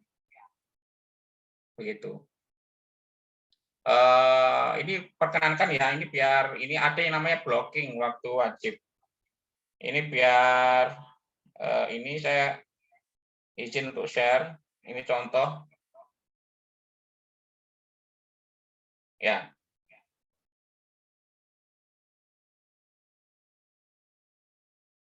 Kita perlu membuat yang namanya blocking time. Ya, misalkan ya, ini waktu mingguan kita. Ini Ahad 17 Oktober, Senin 12 Oktober ya. Ngapain aja, itu mulai dari jam 3 pagi kita ngapain. Jam 3.15 kita ngapain. Ini kita buat intervalnya 15 menit. Ya, kemudian Ahad kan begitu. Ya. Jam 7 ngapain kan begitu, terus interval itu. Nah, kemudian kita blocking time. Putih ini kita blok. Warna ungu ini ketika kita pertemuan dengan para manajer, kemudian putih ini untuk tim marketing, begitu kan. Waktu warna-warna orange itu ada untuk istirahat, ya.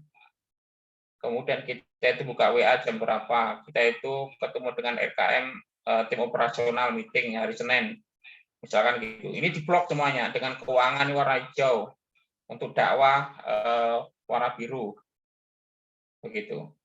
Nanti kita evaluasi tiap harian, ini poinnya berapa. Hari ini yang warna ungu kita merencana bagaimana. Nah, ini berapa nilai kita rata-rata 6,75 kan begitu. Kita buat sendiri kita untuk evaluasi. Ini di blocking time, jadi ini nggak boleh diganggu. Sama, jadi kita dalam minggu harus ngeblok waktu kita. Ini untuk berapa. Untuk kuliah hari ini berapa. Jadi ini harus betul-betul di blocking time. Ya.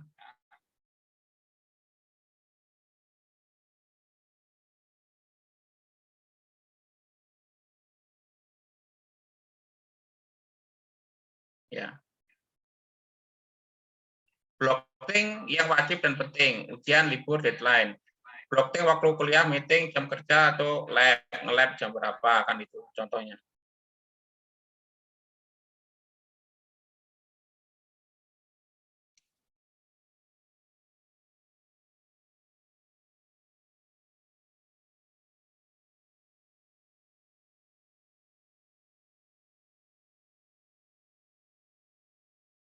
Ya.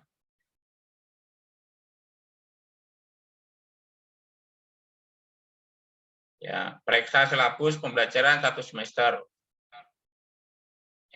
Jadi kita perlu ngeblok waktu. Start from the end, bekerja dimulai waktu ujian dan proyek. Jadi proyek ini harus selesai kapan? apa saja yang perlu dilakukan. Kemudian kita tarik mundur, kemudian kita buat time schedule. Begitu. Alokasikan waktu belajar dan jam kerja. Jadi ini penting. Beda dengan anak SMA itu namanya sekolah jam 7 sampai jam 2 sore. Maka namanya kuliah itu SKS ngambil sendiri.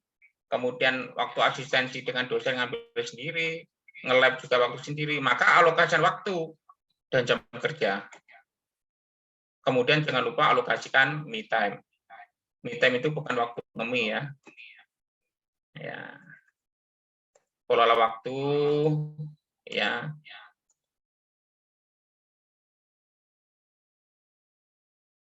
Kalau saya pribadi, saya sangat suka dengan yang namanya mind mapping seperti ini. Ini sangat membantu sekali.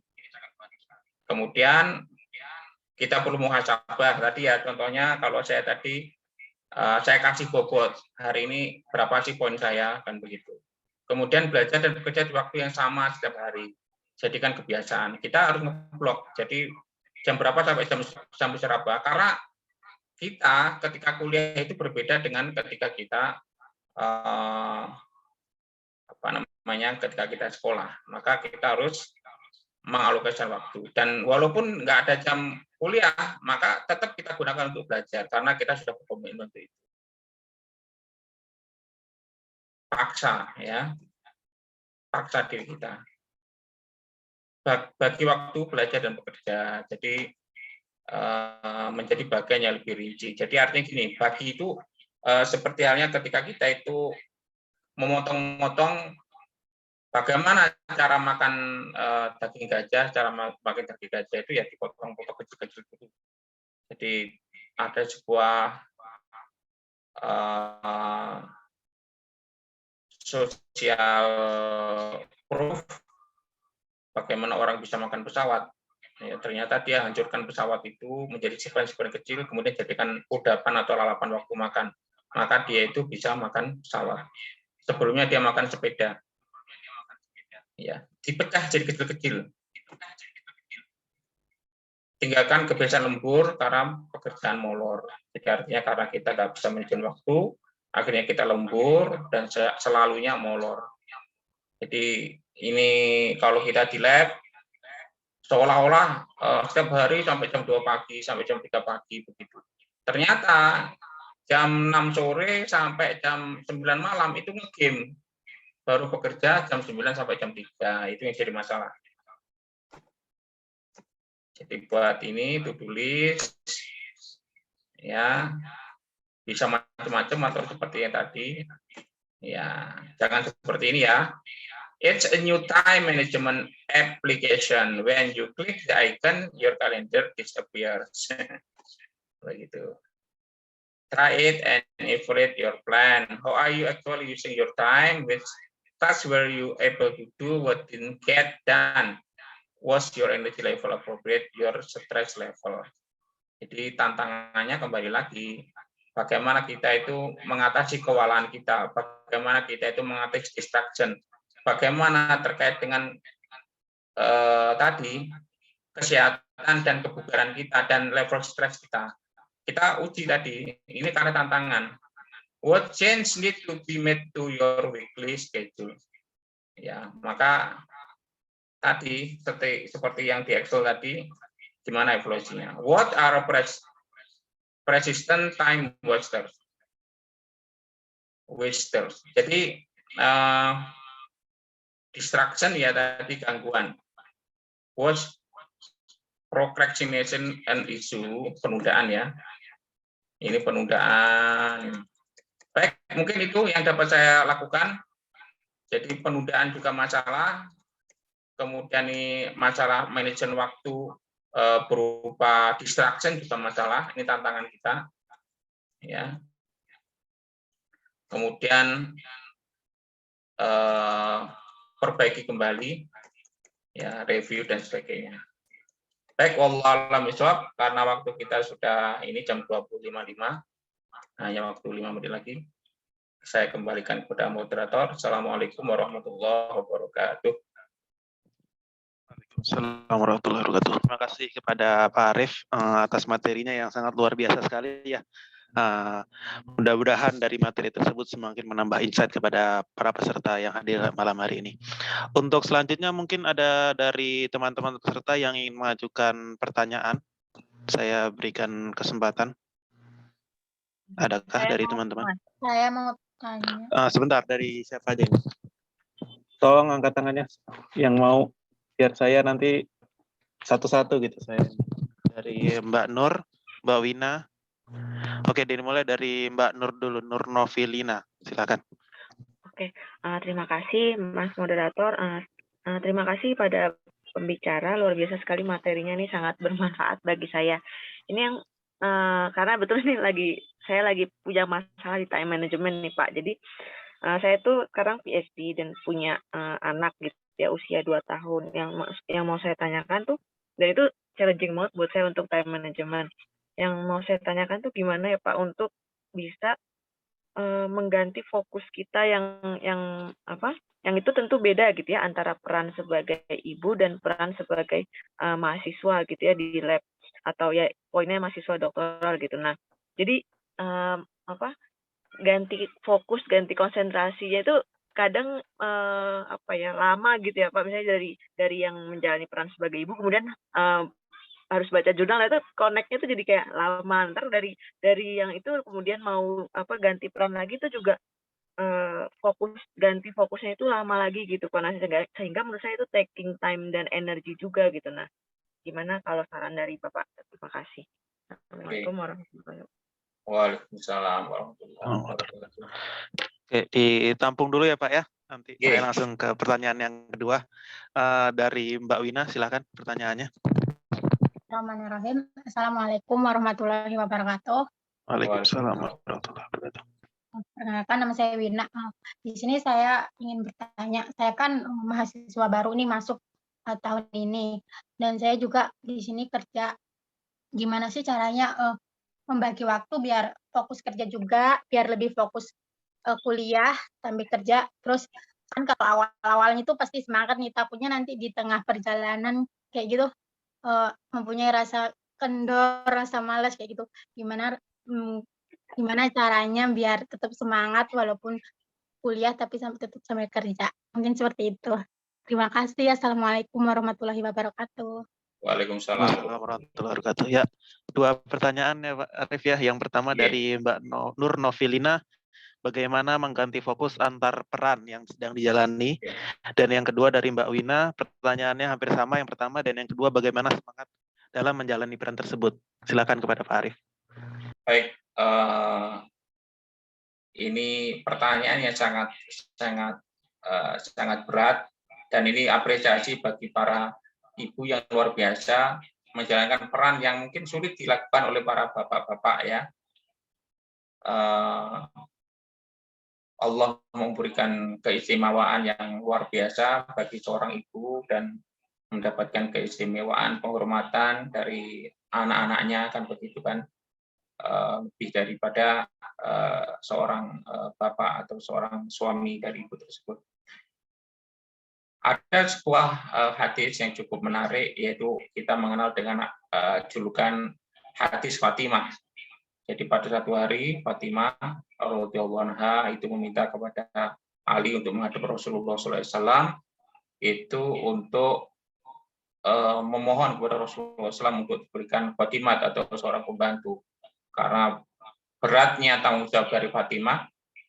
Jadi Fatimah itu punya anak yang cukup banyak, kemudian beliau itu juga harus mengopeni binatang ternak, kemudian juga harus giling gandum sampai tangan beliau itu kasar begitu ya.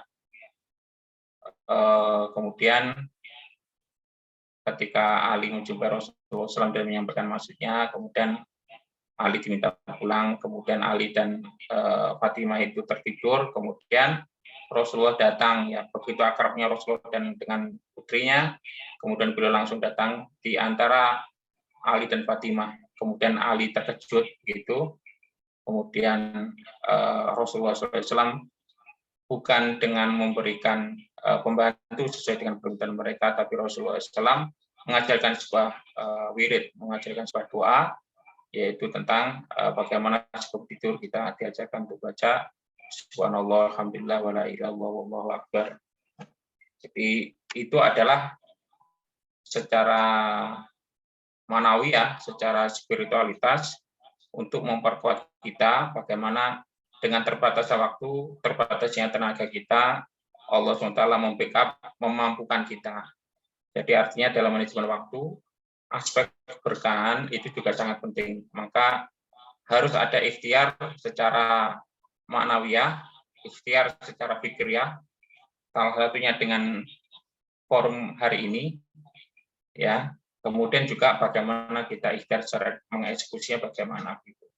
Jadi itu yang perlu kita pahami bahwa dimulai dari sebuah doa, dimulai dari sebuah wirid.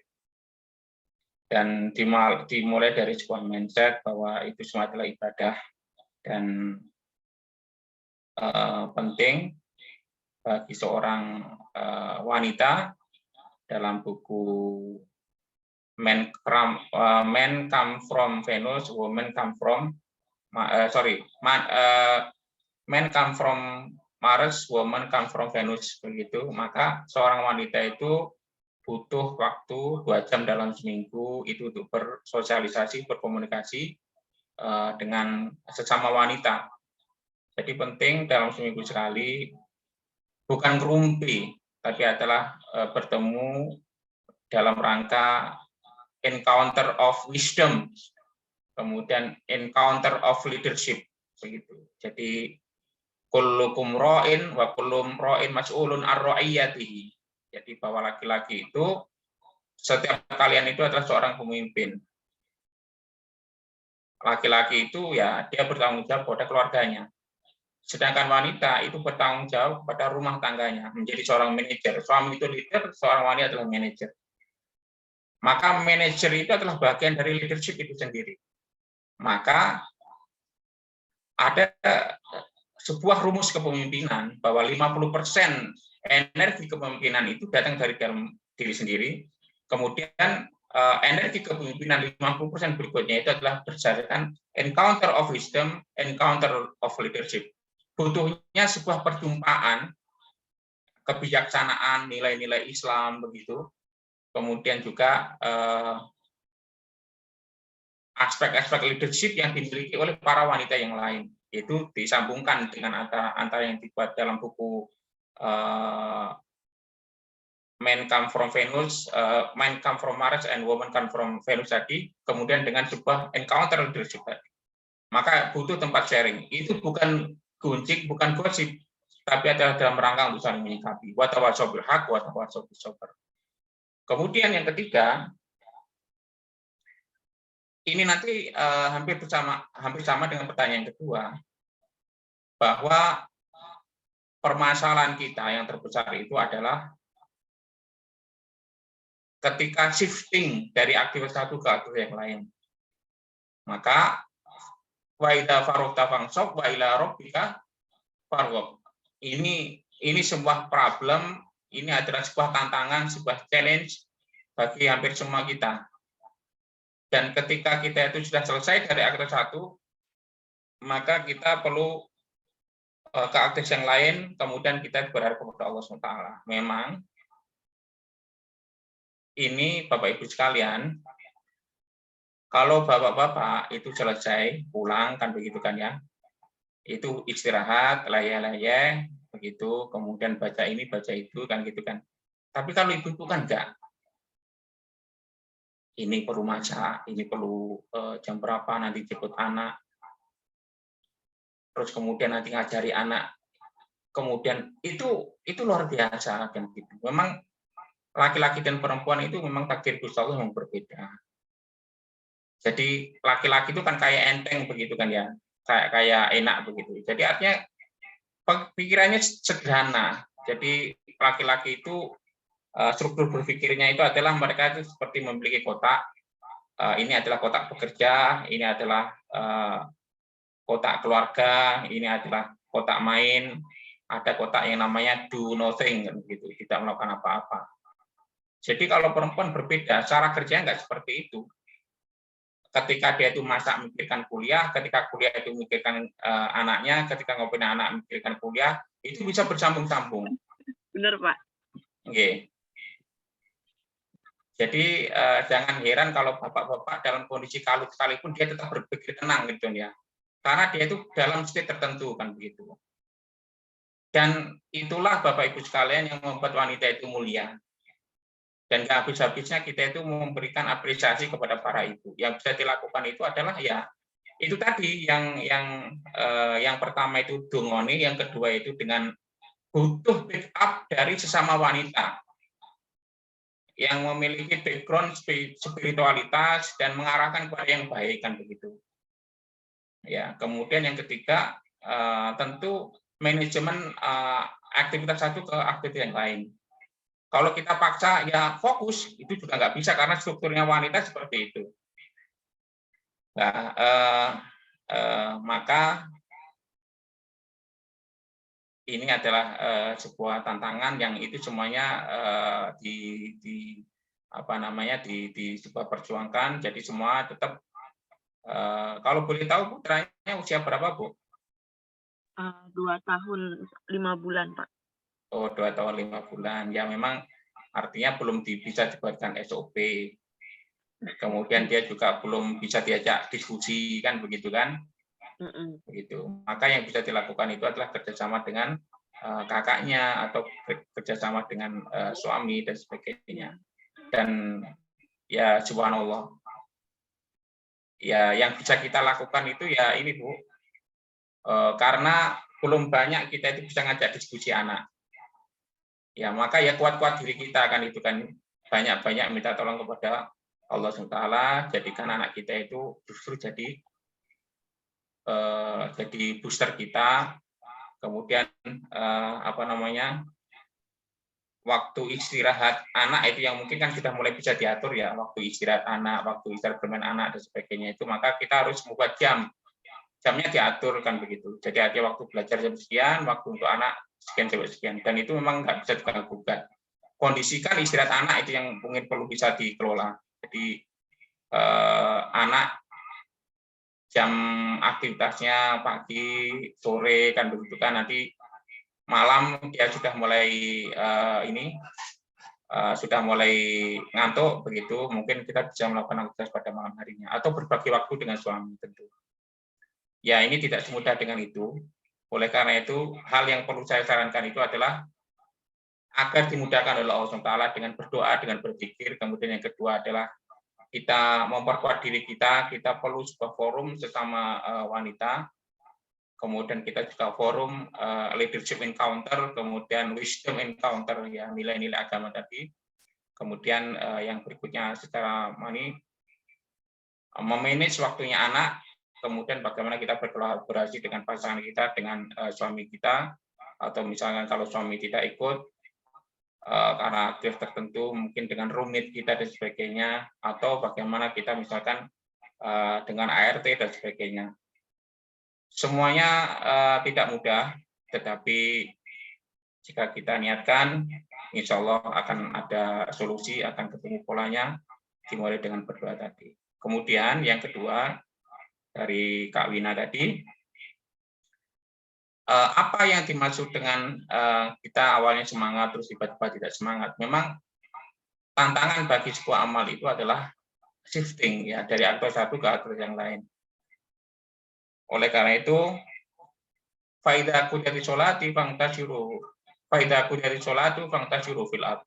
Ketika sudah ditunaikan sholat maka bertebaranlah di muka bumi kan begitu. Ini sekali lagi tentang shifting. Kemudian berikutnya faida farokta.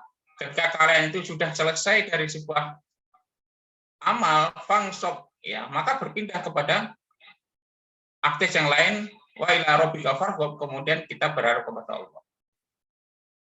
Jadi ternyata bagaimana kita men-switch pemikiran, bagaimana kita men-switch hati kita, itu yang memang itu tantangan tersendiri buat kita.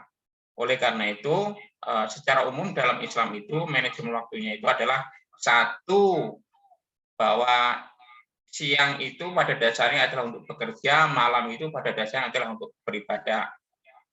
Kemudian yang kedua, pembagian waktunya itu berdasarkan waktu sholat.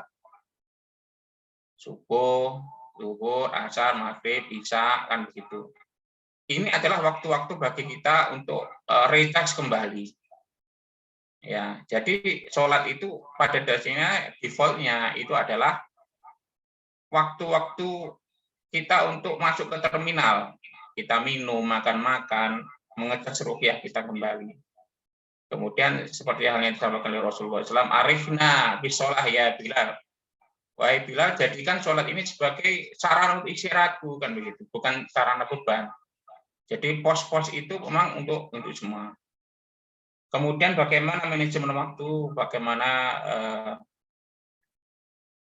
seyogianya seorang muslim itu tidur 6 jam ya, antara jam 8 malam sampai jam 3 pagi, seperti itu.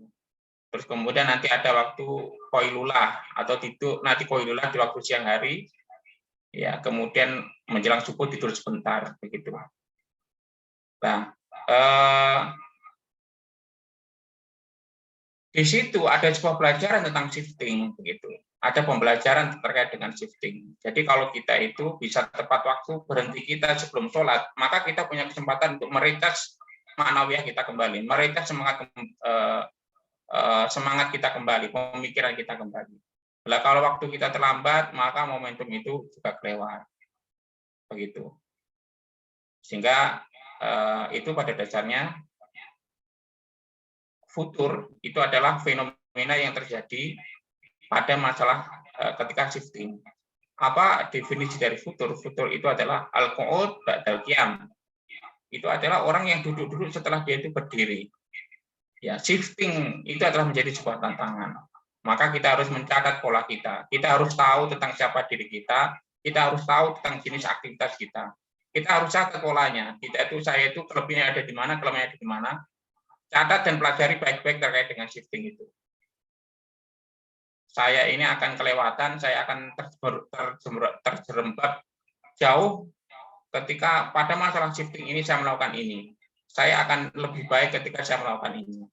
Maka itu catat baik-baik, kemudian tangkap pola itu. Wallahu a'lam bishawab. Terima kasih Pak Arief atas jawabannya. Ya, mungkin untuk sesi materi sampai sini saja. Mungkin sekian saya review sedikit ya tadi apa yang disampaikan oleh Pak Arief. Ada Pak Arief tadi menyampaikan ada mitos manajemen waktu, kemudian ada tantangan manajemen waktu seperti kewalahan, solusinya prioritas, gangguan, solusinya fokus, kelelahan, solusinya asupan dan olahraga, kemudian ada rumus produktivitas, jumlah aktivitas dibagi waktu, kemudian ada fakta dan tahapan manajemen waktu, serta yang nggak kalah penting ada rumus ABCDE mengenai prioritas. Ya, mungkin itu materi dari Pak Arief tadi. Oh ya, untuk para teman-teman mengingatkan lagi bagi teman-teman yang sudah rindu dengan makanan, minuman, dan snack khas Indonesia, atau bagi teman-teman yang mau mengirim keperluan apapun, ada Hoir Express di Taiwan ini, dan insya Allah harga yang ditawarkan oleh Hoir Express ini sangat terjangkau. Kalau ingin mengirim kosmetik, makanan, atau herbal, 95.000 per kilogram. Apabila ingin mengirimkan pakaian, garmen, atau aksesoris, harganya 90.000 per kilogram. Dan ada juga harga diskon. Bisa memakai ID card yang akan didukung oleh Formit Store dalam pembuatannya. Bisa dilihat di Instagram @formitstore atau ditanyakan di line @isfi.kulubana. Insya Allah akan segera dijawab segera mungkin apabila ada pertanyaan mengenai tersebut. Ya, sekali lagi terima kasih kepada Pak Arief Fahrudin. Mungkin ada video sedikit dari sponsor kepada admin.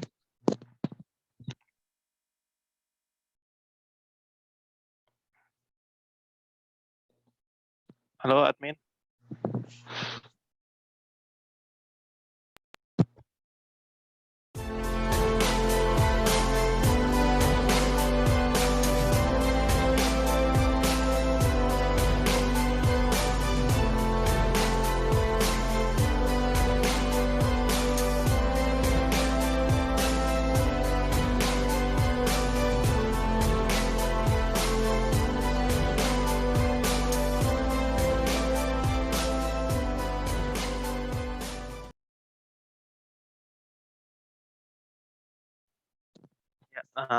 Terima kasih juga kepada Khair Express yang telah menjadi sponsor, salah satu sponsor acara ini ya.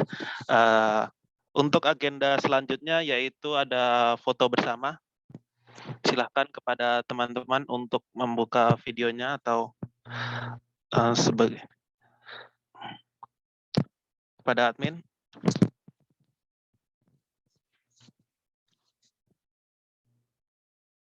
Apakah sudah?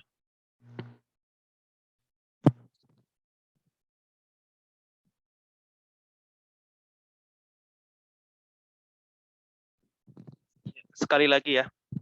Sekali lagi.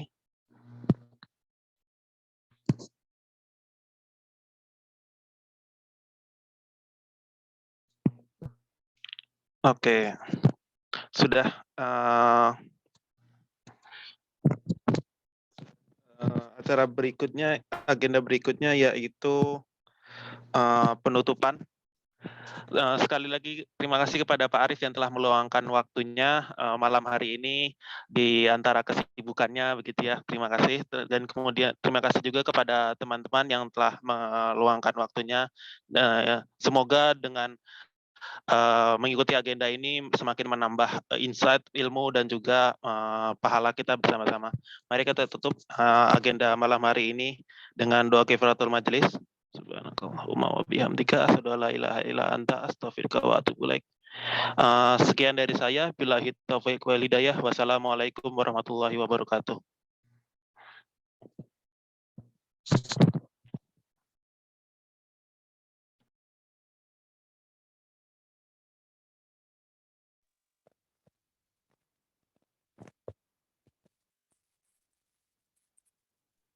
Izin pamit.